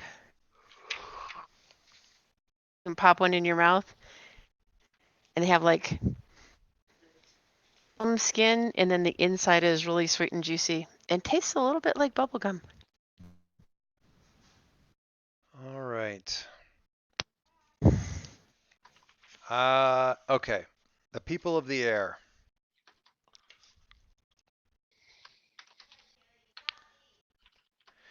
The pleasures of a nomadic life. The community, now this is obviously going to have a direct impact on what's going on with the rest of this. This community has decided to effectively come with you, traveling behind you for the rest of your adventure. You gain all the benefits of having a community within an hour's walk of you at all times, and they can always provide you new mounts and a safe place to rest should you need them. That's a pretty big thing, just in terms of like, these guys are fundamentally changing some aspects of their culture, but it's there. I'm putting it out there as a thing that they would do. This one's a little bit more loosey-goosey, but I kind of like it, and it's kind of a tuck away and pull it out at the right moment kind of deal. The lost histories, because these guys have old stories and they're old. They're the first people, right? Each player learns a single, closely guarded secret of these people. Each player will tell us the secret they learned when the time is right. These secrets can be anything, but they must be related to old legends. I'm kind of skipping around a little bit here. Old legends, the empires of the world, or these people's culture in some way. So that one's kind of cool. And it certainly ties in, I think, pretty well. And You're not going to miss the power suit? I think I'm going to give the power suit a miss in this instance. But if not now, when? Sometime when there's people that would have a power suit. I mean, Dwarves. Gotta have a power suit with dwarves. I want a game where the elves are the inventive tinkerers. I'm just going to say yes, that. Absolutely. And I think... And they get their fingers dirty. Their hands dirty. I feel yeah, they're just like, when you live forever, you get bored. Come on, we needed a hobby. I feel like... I need to go find the picture of the elf mech. I feel like, actually, I'm going to go with the in this case, elven hospitality, or whatever. The Taxat hospitality. When you leave this community, it says elven archers. I'm thinking like the spears, like the javelin type thing or whatever. Anyway, 2 of them come with you. 2 members of the fellowship get one bond with each of the two of you get a bond with a Taxat that comes with you. Basically, they send along two people with you. They have they're basically experts with these thrown javelins, and their stats are a perfect throw and an even more perfect throw. I want the guard who is trying not to laugh at the princess. That would be a really, I mean, yeah. Then he can tell us princess stories, which are always. In the Lord of the Rings movies, I know exactly who it is in human form. Like I know but he's the gray-haired guy who's advising Faramir to not piss off his dad. Like that second in command guy who's like really. Yeah, really. that guy. He's that guy, but in bird form. So 2 of the Taxat come with you. 2 of you in the group get to have a bond with one of them each. Or you've all got a secret in your pocket that you can pull out that's appropriate to ancient legends or ancient empires or something having to do with the culture of the people. Or, my God, the entire community follows us. Or the entire community follows you about a couple hours ride back.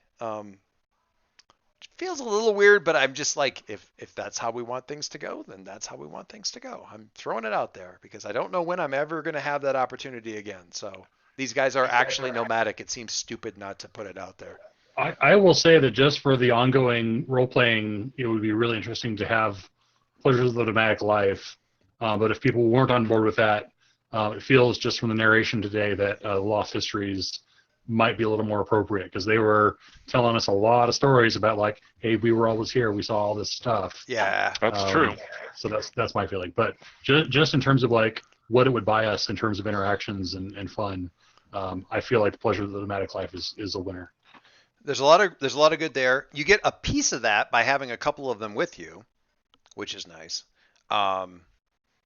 So that's sort of the plus they're actually like immediately in camp for more stuff. But yeah, you've got a roving tribe with you. It's pretty cool. I actually think Sifra is kind of an interesting character. I just don't want to. I don't think that we can drag her away without dragging the whole thing. Yeah, it's true. With her, she could be. She would not be one of the two that. Well. No, don't do that. Yeah. No, she wouldn't be one of the two that came with you. But if the whole tribe decided this is what they're doing, then that's a hell of a thing. Because I want to talk about. It's kind of awkward with them taking care of the Road Valley folks too. I mean, we have 2 tribes following us everywhere. The Red Valley people are effectively part of the Taxat. I mean, and they may eventually like peel off and merge with the, some people from Chains Crossing, so it's more strictly Taxat. But this is where we get to keep the innkeeper around. The innkeeper. Yeah, I mean, there's that, and I also want to say that if the Taxat were nomadic, they were going to be nomadic anyway. The Red Valley people would have had to adjust to that no matter what, or the Taxat would have had to give up their way of life and stay relatively stationary. And part of the reason I put it out there. It's also possible the Red Valley people might find Chains Crossing more interesting. Yeah. And some of them might choose to stay there, assuming that we save the place and it doesn't like fall to the ground. Yeah, it's like. Or ultimately, and you've got the actual text in front of you. I'm just going from what you described, but it doesn't necessarily mean either that the entire, one people. Well, it's not all the. Follows, or it could be that they ask the Red Valley folk to keep their encampment there, that they have as a place for them to eventually come back to. Please keep in mind, these guys are not the end-all, be-all, full tribe. Of the tribe. Right.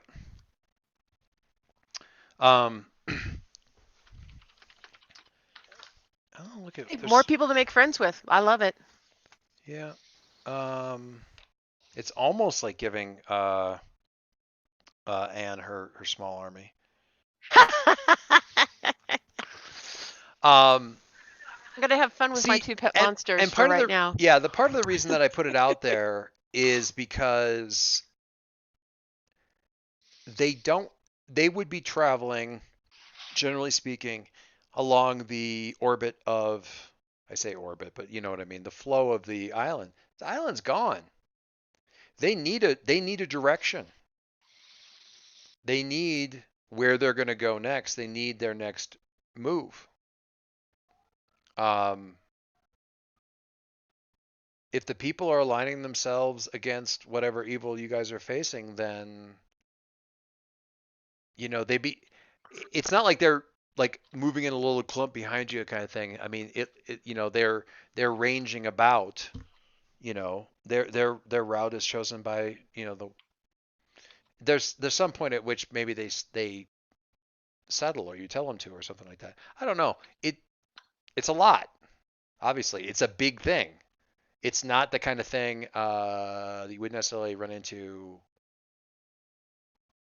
in a lot of games. You basically got a village following you around, but it's pretty freaking cool though. Like you said, they are nomadic, so They are nomadic already. This is not that big of a deal for them. They need what they lack is that dowsing rod, that where do we go next thing that they it literally fell out of the sky.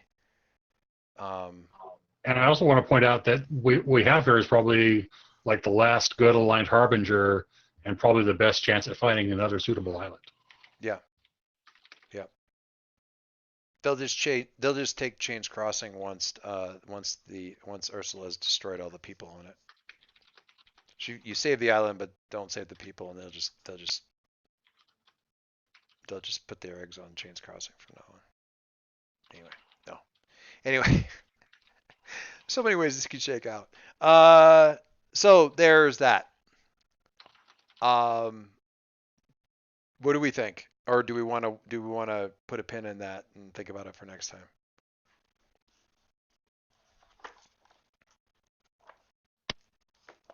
I would probably go with the Lost Histories, but if people really jiggy over the nomadic life one, I'm okay with that. I'm okay with all of them as far as that goes. I want to also point out, we talked about me like sort of just saying this guy's going to come with you. If one of you guys were going to form a bond, that So we're just saying what? Because you gotta to form a bond with one of the members of the tribe. Also, there's no reason we wouldn't necessarily have bird folk along with us anyway. I just want to put that out there as well. You're right. I mean, I don't get a vote, so it's. Why don't we say this? Why don't we put a pin in it? Yeah. And let us think, since we're not unanimous one way or another. Yeah, and we don't. I think there's good arguments either way. I love the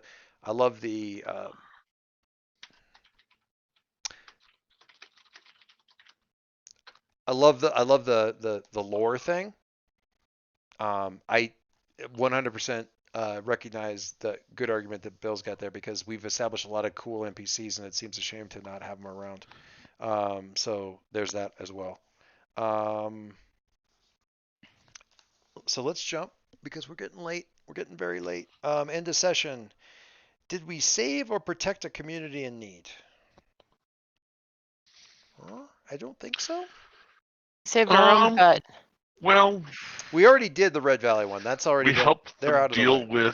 We helped the people deal with an orcish invasion. Thanks, buddy. I think that's a no.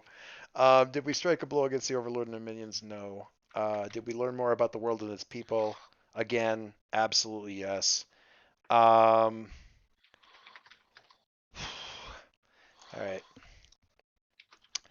With each yes answer, the group chooses one of the following options. You may choose an option more than once. So we pick. Each player refreshes one piece of their gear to its full. See, we didn't hit any of this stuff. They choose to heal, or we. I've still got gear that has some uses hit, so I'm happy to pick that one. Okay. I don't think anybody else has though. That's yes, and I will say this. I'm gonna. The thing that we have planned for traveling through the mountains and stuff like that, I plan to do as much damage as I can to all of your stuff because I'd like to actually see those mechanics engage. Not because I'm particularly malicious, but it seems like there's a lot of focus on needing to eat in this damn thing, and we haven't needed that yet. So I feel like I'm not doing my job. Well, some of us don't need to eat. Fine. Hopeless, despairless bastage. Except the rest of the party. Is it all right if we go with refreshing the gear Okay with stuff that. to get Bill Sure. up on Yeah. 8? So player refreshes one piece of gear.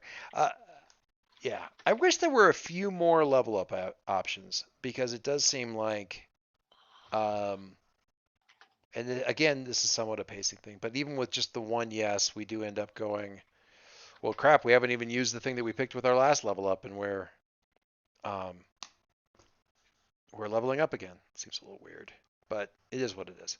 I'm not going to dwell on it because I think Bill's argument is still a good one. If the answers are what the answers are, then that's what happens. Mike, I will point out, I did share, so when it gets around to it, or check Dave's log or whatever, there's we shared at the beginning some level ups and things. Ursula identified the whispering gent in the city as a general, and Ooh. named a bond for him. His name is Sibliss the Whisperer. Um, you don't get to know any of his stats because they're secret. And Does that's like one of his things is his stats are secret. does his name mean that he may be a harbinger? No, Okay. no, he is not. Well, I guess I suppose it's possible that he might be. Um, I don't think so. I think he's been around for a while. Well, I guess Okay. that doesn't mean he's not a harbinger. I guess he might Oh, be. we'll play to find out. I will play to find out. So Sibliss the Whisperer, very little known, or at least what his specific stats are, not known. She has a bond with him that he is obsessed with her. That's his bond with her, and she chose one of her other little advancement options, forming a bond with the people of Chains Crossing who turned on her in a moment of weakness, and the goal to bring Chains Crossing down is one thing, but also she wants to destroy the people of Chains Crossing because she is, as you have identified and established in the past, petty and vindictive and has a long memory. So that's kind of what's So, going on there. She has like with Red Valley, it was like I need the power of the city. With Chains Crossing, it's I need the power of Chains Crossing. Also, I want the people to suffer and literally salt the earth where they once walked. So it's a two-part. It's a twofer. So is that a predominantly human city? It is a polyglot mess of stuff, but yeah, probably predominantly human. But it's not like it's run by, I believe, at the risk of unleashing another flurry of puns, it's run by sort of a council of burghers.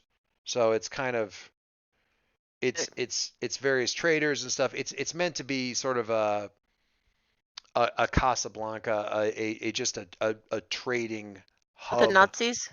kind of. Yeah, it's a place where it's a place where trading can come. It's independent. It's effectively sort of an independent city state that's just primarily concerned with trade and commerce and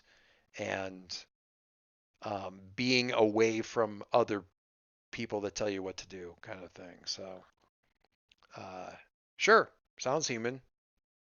Sounds human to me. A lot of human, certainly. There'd be dwarves. There's gonna be a lot of everybody.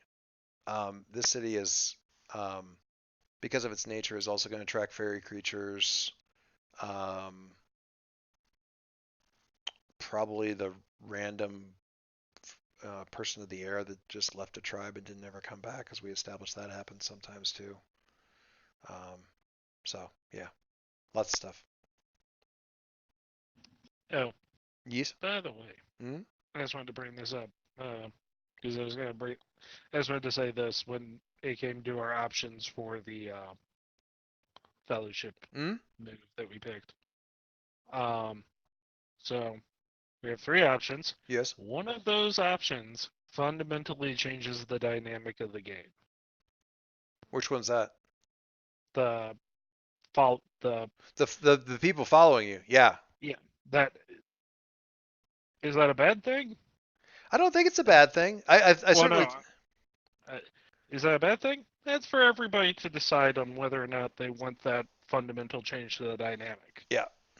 If Uh, you're okay with it, great. If not, then we don't have to do it. Yeah. But I think it's. I like it. I mean, it doesn't. We're not fundamentally changing like what all of the people of the air do. Certainly this tribe. And it's a long term. It could have huge impact because you're talking about what was once and may once be again the predominant and most important tribe amongst the people of the air. And now they're not doing what all the rest of them do. Now they're just wandering wherever they want to. And they're choosing to follow you guys right now, but then what? Um, so in the long term, it could have a whole bunch of knock-on effects, all kinds of craziness. So yeah, I mean, I like that, and I like the fact that I'm putting it out there and letting y'all figure it out because it ain't my problem. and I am okay with that. You guys want to option. change the world? Change the world. We're all doing it. So there you go. Yeah. Anyway, that's all I got. Thank you guys very much. Hopefully that all worked out, and I'm going to remember eventually here to hit stop recording. So there you go.